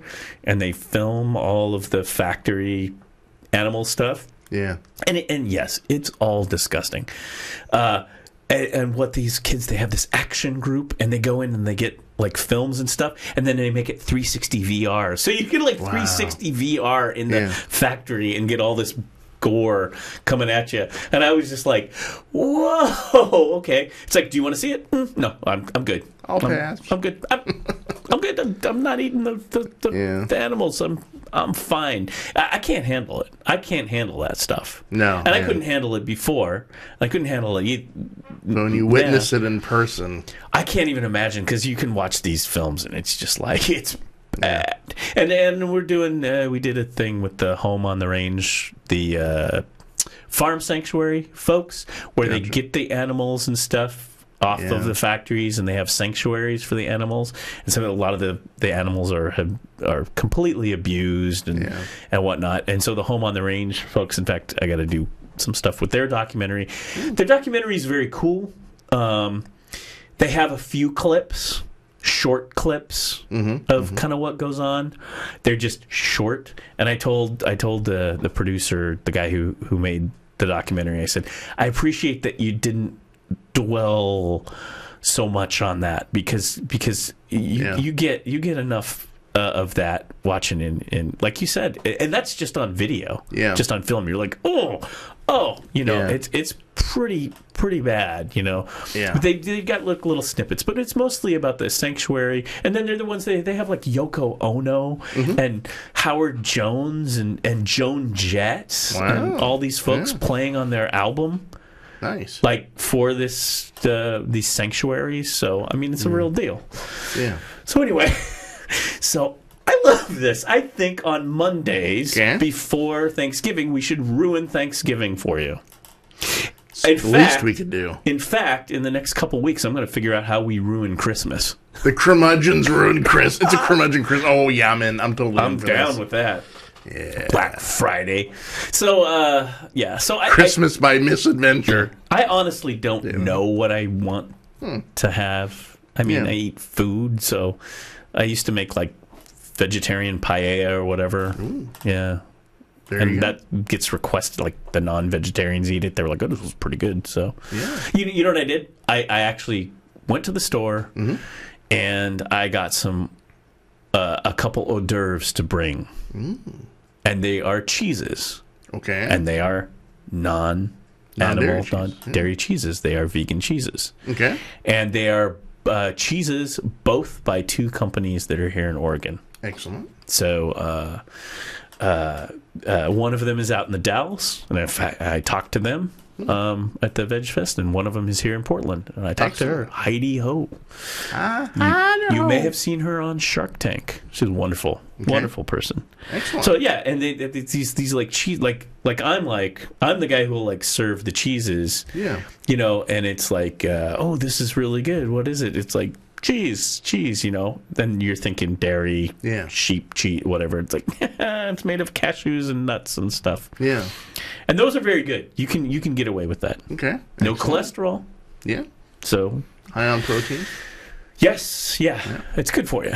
Excellent. So, a little bit better for you than the real cheese. But anyway, Yeah. we never want to do that with this show. I actually might do a vegetarian thing, vegan Really? thing, maybe, but it's not going to be here because it's not what we do here. But but on the other hand, ruining Thanksgiving, that's what we do right. here. No one takes a dump on Thanksgiving like the Curmudgeons. You know?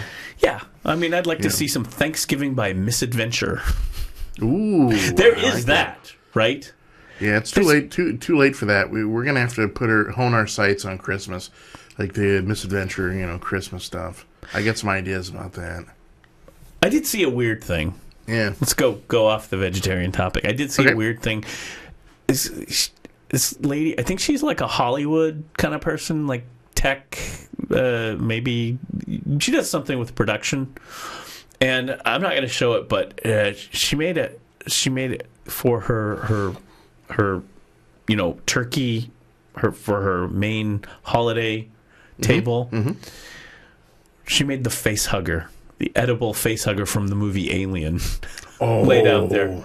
That's awesome. And it involved like a crab and a chicken and some sausage and whatnot. Ooh. Yeah. So that was Ain't interesting. nothing wrong with facehugger. Yeah, just look it up. Yeah. That was in something. Yeah. Oh, brother. Yeah. No, in the Allen household this year, we're actually not going out anywhere. We're gonna do just Thanksgiving here at Casa de Allen. And Do you Sometimes. go out? Sometimes. See, that to me, that's the best, right? Going out? Oh yeah, because Hey, somebody else has to take care of it. Well, yeah, there is that aspect, but I'm always just more comfortable. Like if I'm gonna eat massive quantities of food and pass out in a chair and watch football, Yeah. Well, where would you go out? Well, my wife's family is from Forest Grove, Right. and so they're all out there, and so usually they congregate out in the FG, and so some years we've gone out there and done the Thanksgiving and or Christmas or Easter, plug in whatever holiday you want, and we do that. But this year we're gonna go ahead and stay at home. And I went out. Of course, I'm on turkey patrol because I'm out there trying to find a turkey. And to me, it is a You could go to the farm and pick Right, one no. out and enjoy No. that, Jason. No. You remember famously several years back the Sarah Palin yeah, interview yeah, with the turkey? Mm-hmm. Google that. yeah. That's, Where she's out there talking, and she's at some turkey farm, and it's around Thanksgiving. Was it when they were running for president? When she was the vice president with it was the McCain? McCain years, yeah. Mhm. McCain and Palin Yeah. on the ticket, and the guy's slaughtering a turkey In the background, right behind her. Yeah, Yeah, it's not pretty. that got a few vegans and vegetarians. Right? Yeah. But I was just thinking you were talking about going out, so I always imagine, and I always like this too with the holidays, going out. Yeah, I'm kind of Mm-hmm. like the scene in the Christmas Story. Yeah. Yeah. With the bumpkin dogs, and they have the turkey, and Right. Darren McGavin is like the turkey, and then the dogs come in and grab the turkey, and they all go out to the Chinese restaurant. The year they had Chinese turkey. Yeah. Right. Yeah. Yeah, Love that movie. yeah, and I'm Yeah. always like, that's kind of cool, Yeah. Go out for some, I don't know, chow mein and some fried rice or something. I don't know. Yeah, no, I was on turkey patrol this year, and I take it as a personal affront to myself that if I don't come back with a turkey over 20 pounds, I have done something fundamentally wrong. And so I was out there, and I found a turkey 20 pounds or greater, and we got that. But I'm one of those a-holes because they have the huge bins of turkeys, right? And so I'm like elbowing people out of the way, and I'm like shoving these butterballs out of the way. I'm just like, up to my elbows in turkey, and trying to find that. Now it's an adventure that I love every year. I quite dig it going after the turkeys. It's my own personal quest, and I take it really hard if I get one underneath 20 pounds. That's my line in the sand right there. So at least this year we fulfilled it. There was a Safeway out there once because I lived out in that area, and they did like a I don't know how they did this, but and it was like it's rural out there, Forest Grove. Vernonia, Banks. Sure. I did my time out there. Gaston. Yeah. And so you have like the one store that you go to. Like, oh, this is the biggest store in like 10 miles. In the county. Yeah. And so what they did is they did this thing where they gave you points, like ticket, like, okay, you buy the groceries and you get so many points. And then you added up the points for the grocery, and then you would get like a free butterball up to a certain point. And I don't think they think this through because I don't think the next year they did it. I walked out of there with like 14 free butterballs or something. Sweet. I know. I was that Father Christmas. I was giving out to my family members. Here, like, I was Oprah of turkeys. You have a turkey. You have a butterball. You have a butterball. You have a butterball, right? Nice. It was kind of crazy. Yeah. But I thought to myself, I don't know that they actually... I mean, maybe they did. Maybe it was a one-off thing. Yeah. And I did like a... We were trying to figure out, too... The problem is you store it. You got to... Frozen. They were frozen. Yeah. And then we were trying to figure out, okay, how do we do this and go to the shelter and do that? So that's one thing I like about the Thanksgiving. The thing I can get behind is the people like who do the shelter and the food. Not that you should be doing that all year round, but... that's one good thing to think about. Yeah. Yep. Very true.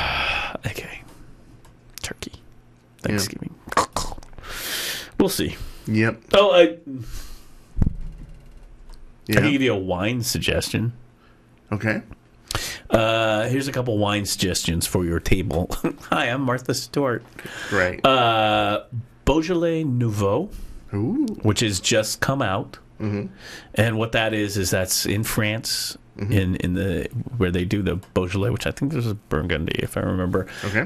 Beaujolais is a certain type of grape. It's a certain wine. It's a lighter, kind of even lighter than Pinot Noir, easy drinking red wine. Not necessarily sweet, a dry wine. Well, what they do for the Harvest Festival, they do Nouveau, which means they take the wine out and they bottle up the wine, and there's the wine. Most wine, like red wine, you bottle it, you wait a few years and then release it, right? It needs a little age in the bottle. Yeah.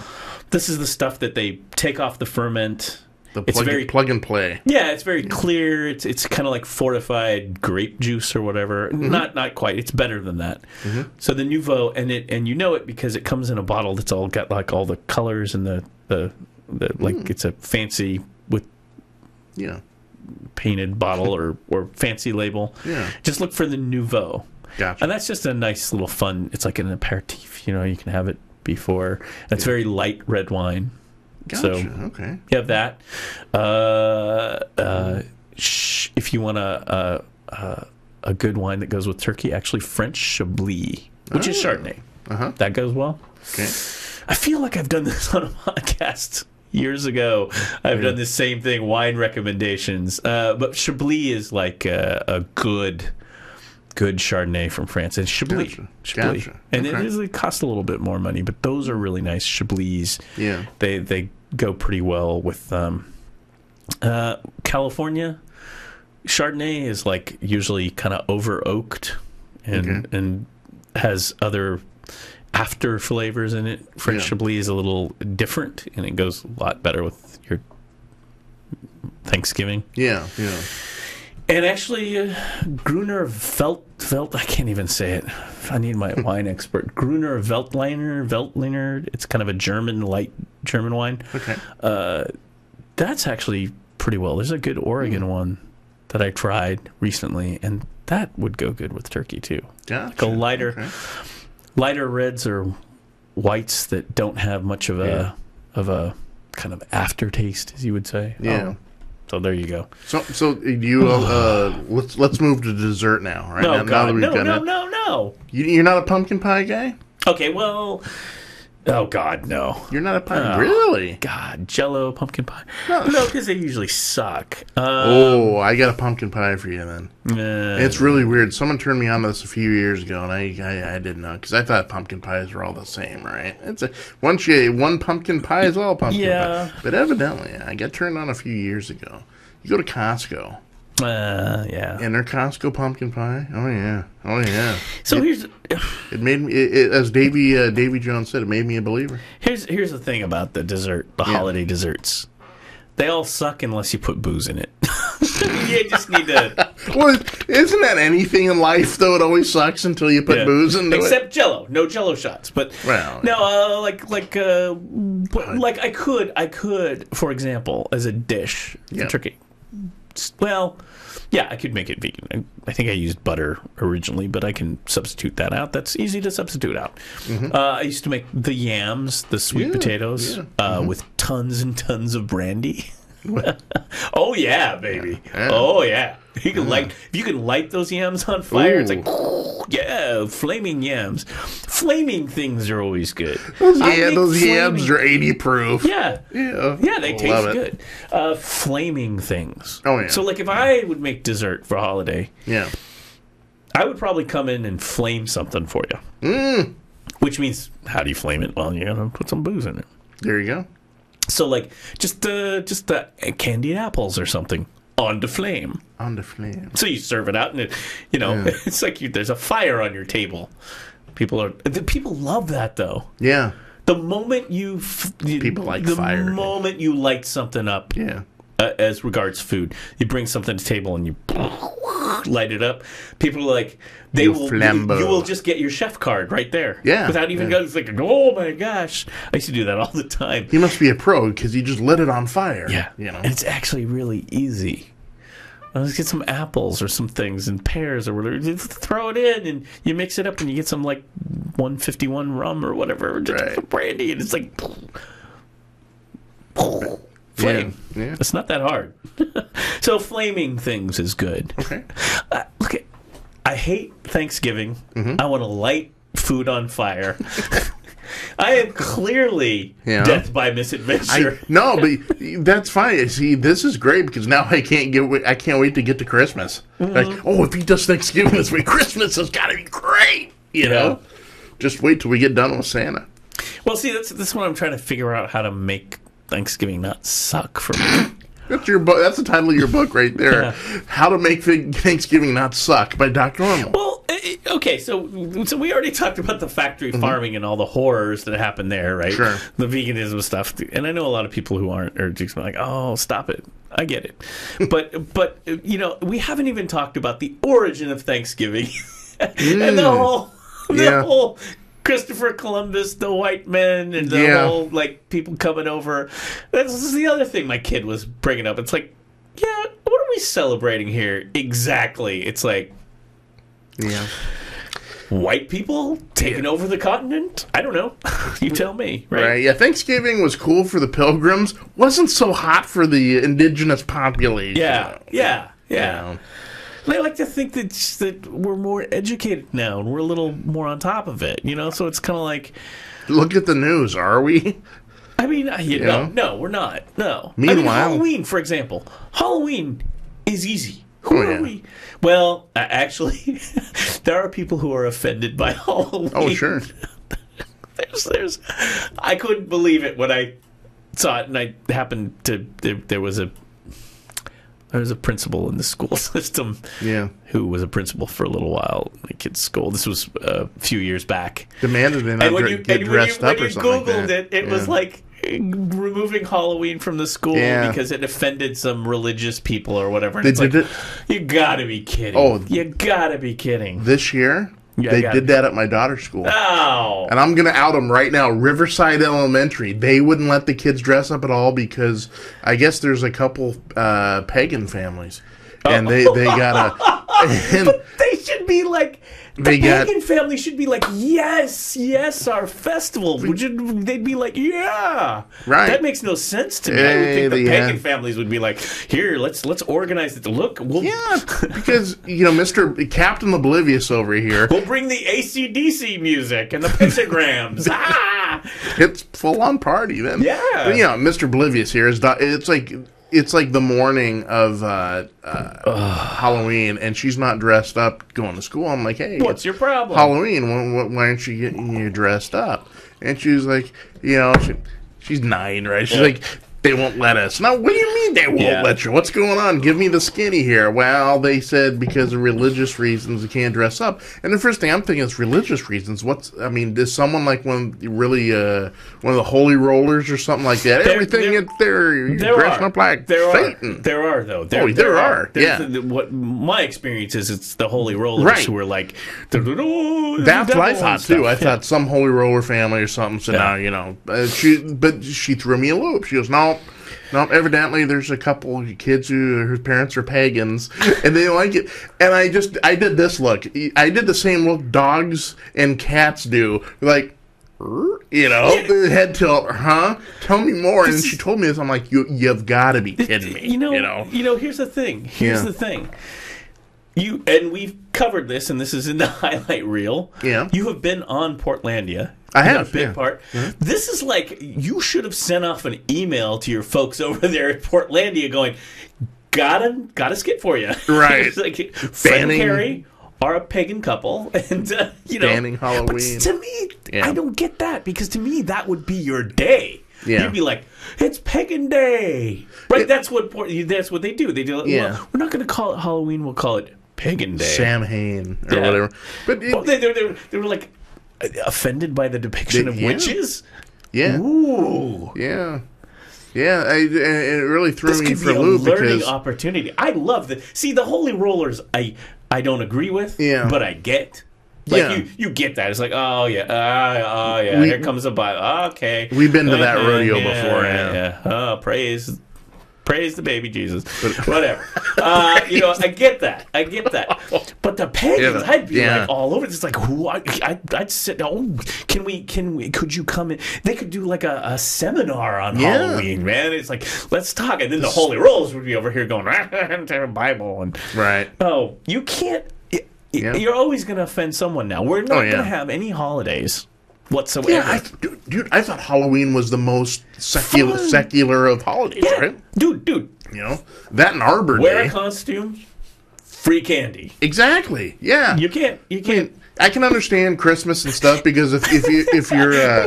we had a diabetic girl when I was growing, and this is a big thing, right? Diabetes is actually... exploded. I think since then.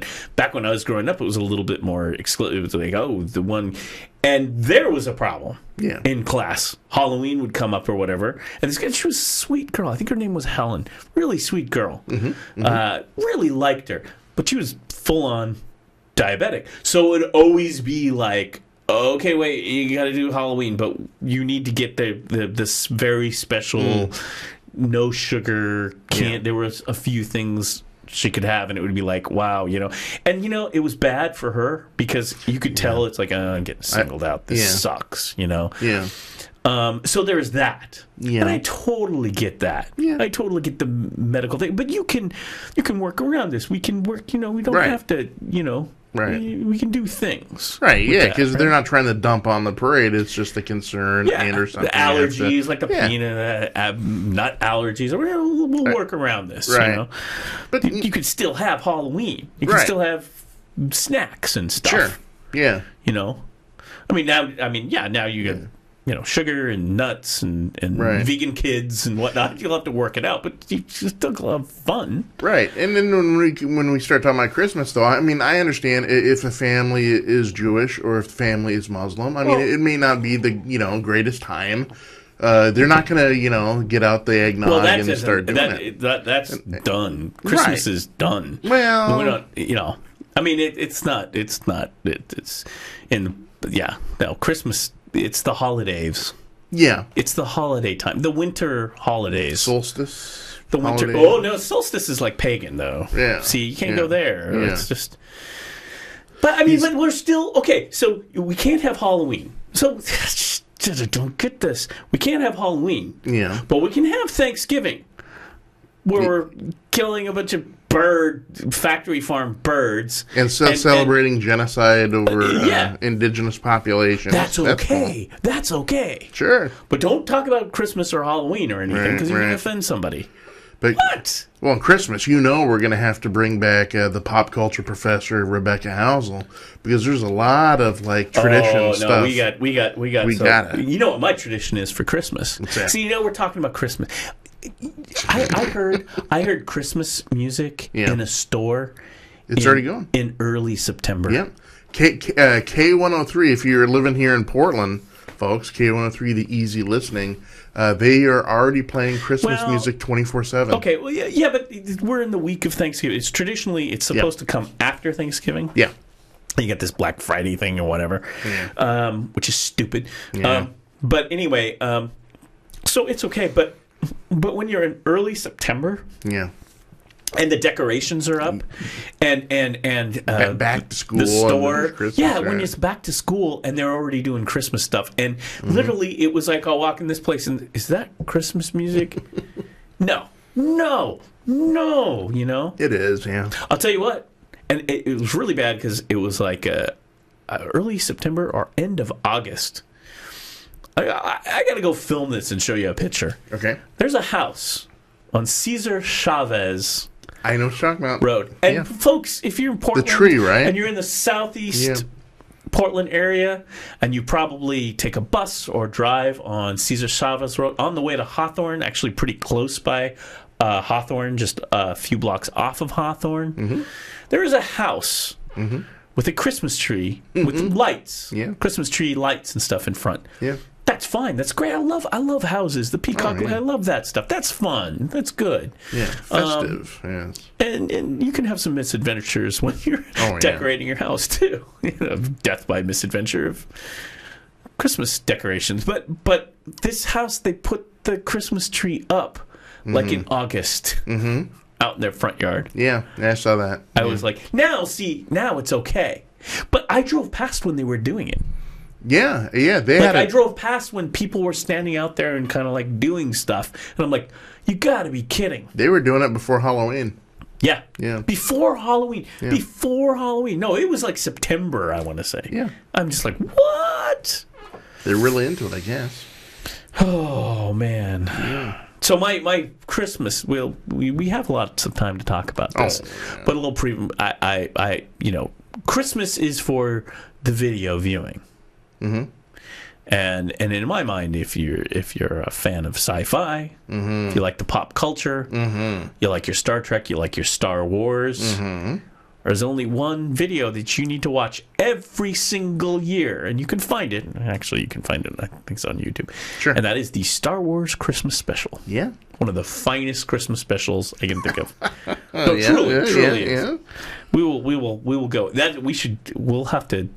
We'll talk about we it. need to get Doc Housel. We do. And we need to have a round table about the Star Wars Christmas special. thing. We might have to do a special about the Star I think Wars. she brought it up the last time Yeah. she was on the show. She talked a little bit about Or I brought it up because Yeah. I never can stop talking about it Star Wars until Christmas special. Yeah. My favorite though, the one that I have to. Well, actually, there's two I have to watch every year, and that is a Christmas Story. With Ralphie, yes. and that's a must. Yeah. I'm one of the few guys that actually saw that in the theater.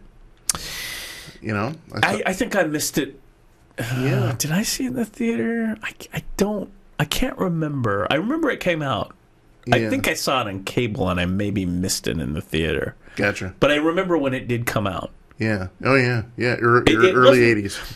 I don't Gene think Shepard. Yes. I don't think it was a big box office hit. No. Yeah. When it came out? it blew into a cult. Yes. Sort of, Yeah. you know. I don't think it was a big box No. office hit because it was kind of this It came and went.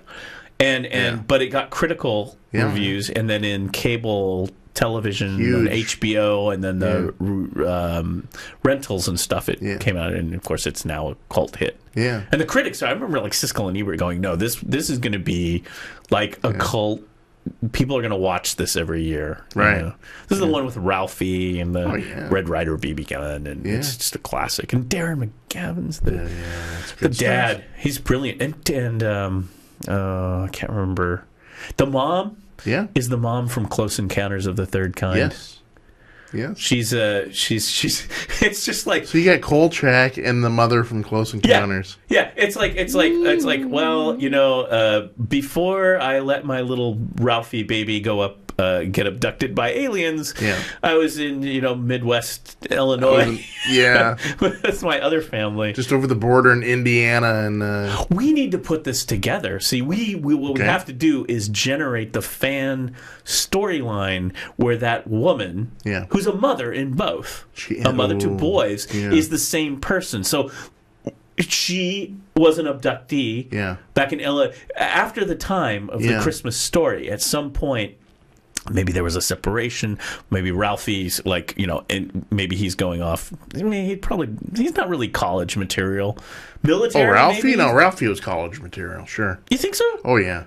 I was thinking military. Because Gene Shepard, he liked the guns. Yeah, but he also in his books, Ralphie ends up being a newspaper reporter. He went to college. See, I didn't read the Gene Shepard books that it's based off of, so I didn't really. I forgot that. Oh, there's a sequel. A whole there's a sequel. Like a series. Ralphie's in his 30s, and Ralphie goes back to Indiana. To the same town, and Flick, his buddy Flick, is running a bar. And so it's like these guys, they turn into curmudgeons like us, you know. These guys in the 30s are all sitting around like, what happened to Christmas? You know, when I was a kid, we did this, you know. Isn't Ralphie kind of Gene? It's like kind of his fictional autobiographical character, because it's basically a humorous take. I should actually read the actual. I always meant to after I saw the movie. The Christmas Story is actually a short story. Something like something, and everyone else pay cash. It's God Bless Christmas. Right, and everyone else pay. That's right. Oh no, in God we trust. All others pay cash. And well, I have to check that out. Yeah, it's very interesting stuff. So I mean, I'm just fixated with the mom. I think at some point when Ralphie leaves home and maybe there's a separation, and then mom. We need continuity here.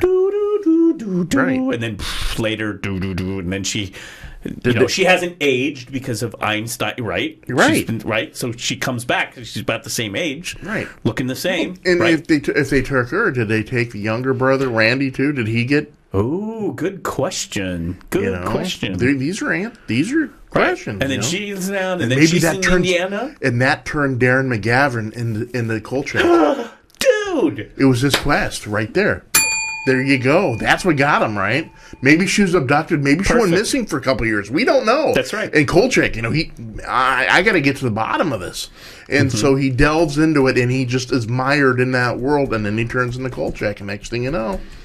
You nailed it. You nailed it. Yeah. Because his family goes away. His wife disappears. Yeah. Because she's with the mothership. Right. Right? Yeah, maybe she's taken some. We don't know, but the point is he his wife's gone. He gets obsessed, right? I've got to find my wife. What happened to her? So he trucks it all in, moves out of Indiana, moves to New York, becomes a reporter for an old. It's not the AP, it's not the UPI. It was something old wire service, and he turns into Kolchak. That's what we're doing here, folks. Melinda Dillon. That's Melinda Dillon. Melinda Dillon. Wasn't Dillon is the actor. Wasn't she part of the Dillon clan though? I mean, wasn't she like the mother or something? No. I see. Close Encounters of the Third Kind. Yeah. Christmas Story. Harry and the Hendersons. Yes. Prince of Tides. Magnolia. So yeah. Wow, she's 78 years old. Wow. But maybe she still looks the same because the mothership, traveling. I'm sure she still looks like she's 39. Yeah. Yeah. You know? Yeah. Yeah, that's perfect. I think Yeah. you're right. He's Kolchak, changes his name. She goes off the mothership, then comes back down to Indiana, has another kid. Actually, there's no dad in that. She doesn't. She's a single mom. Well, yeah, because There's no- Kolchak went off. I mean, he lost his mind. No. he's I'm now, talking about Close Encounters. though. right. So that's why he's not around. He just like even though she came back, he by this time though He's in New York. But my point Yeah. is, no dad. yeah. Maybe something happened in the mothership. Maybe little boy who seems to want to run Randy. and Yeah. play with the aliens. Ooh. Maybe he's a little half alien himself. He's a hybrid. Yes. That Clone hybrid alien kid. that answers a lot of that's questions. Like, why exactly won't he eat his right. meatloaf in the movie? He's not eating his meatloaf. Every kid loves meatloaf. Why isn't he eating meatloaf? Because alien hybrids don't eat meatloaf. They're vegans. They're vegans. No, this makes complete sense. Yeah. Because after the Christmas story, when that happens, she goes up. She Yeah. doesn't age. She comes back down Right. with child. No dad.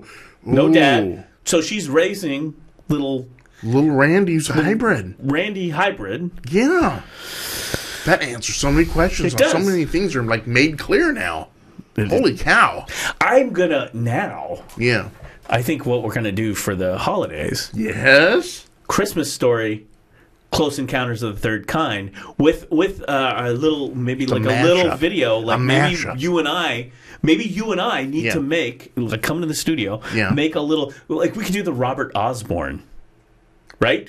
The Turner is that Turner classic movie or whatever, the late the late great Robert Osborne. come out and go, Yeah. you know, actually, after A Christmas Story, Mom was abducted by aliens, and then, you know, and then we go into Close Encounters. It could be half Robert Osborne, half old Alistair Cook of Yes, Masterpiece Theater. And we could explain, love we could that. glue the two films together. We could.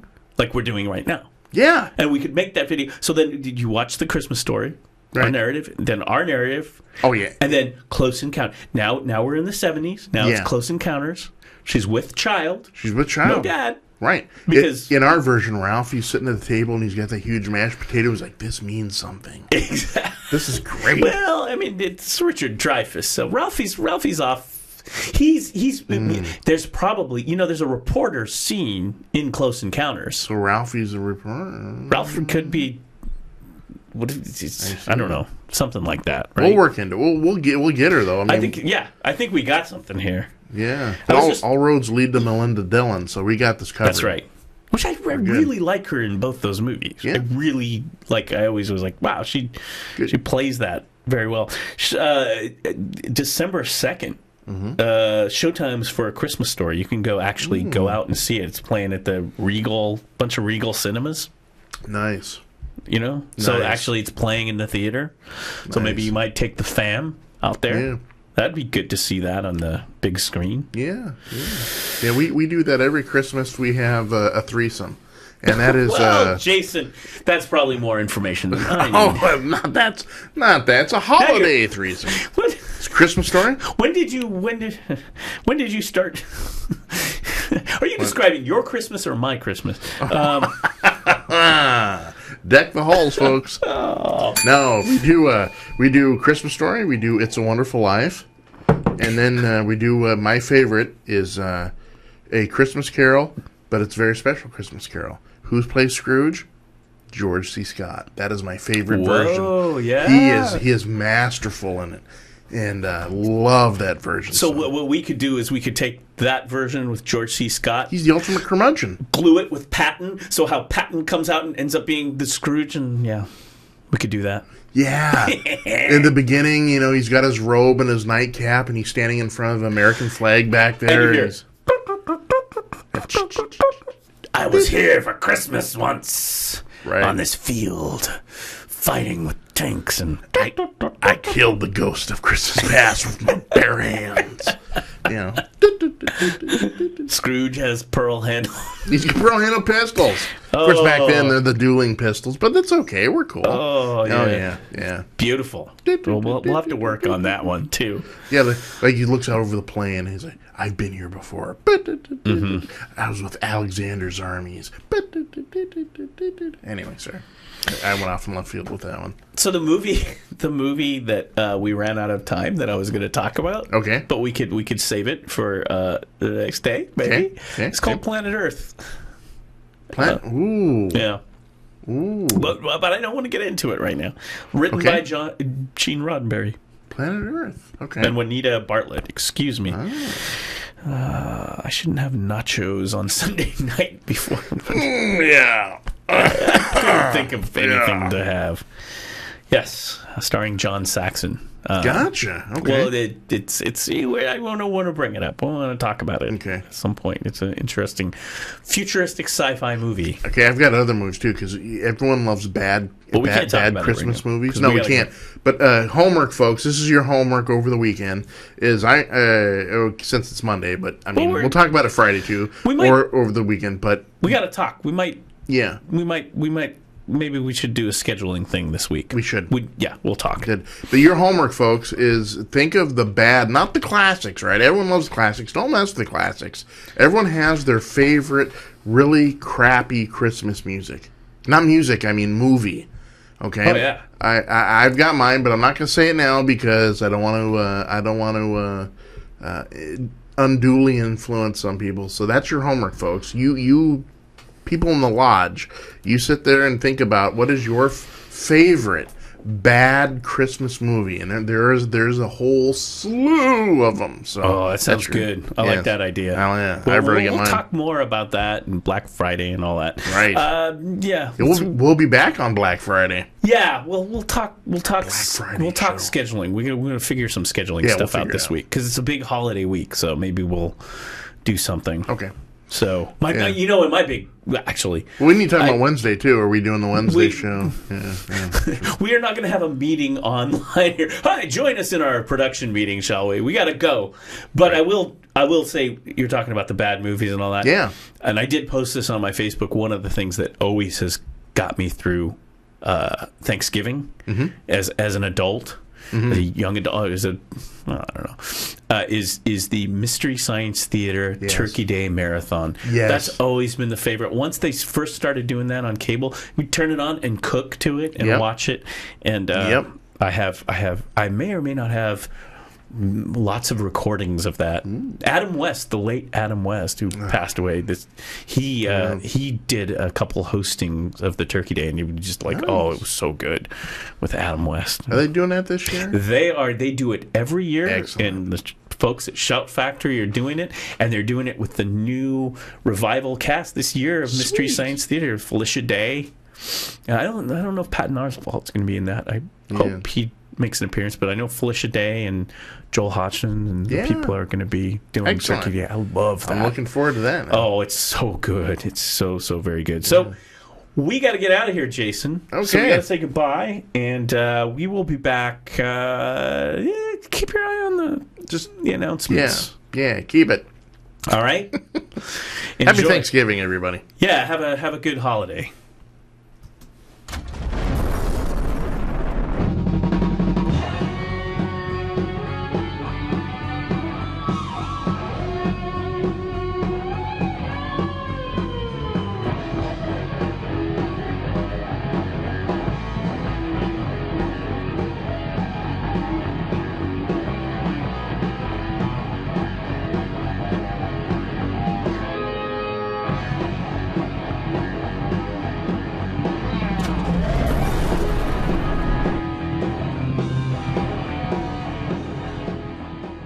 We bill this as a news program. Yeah.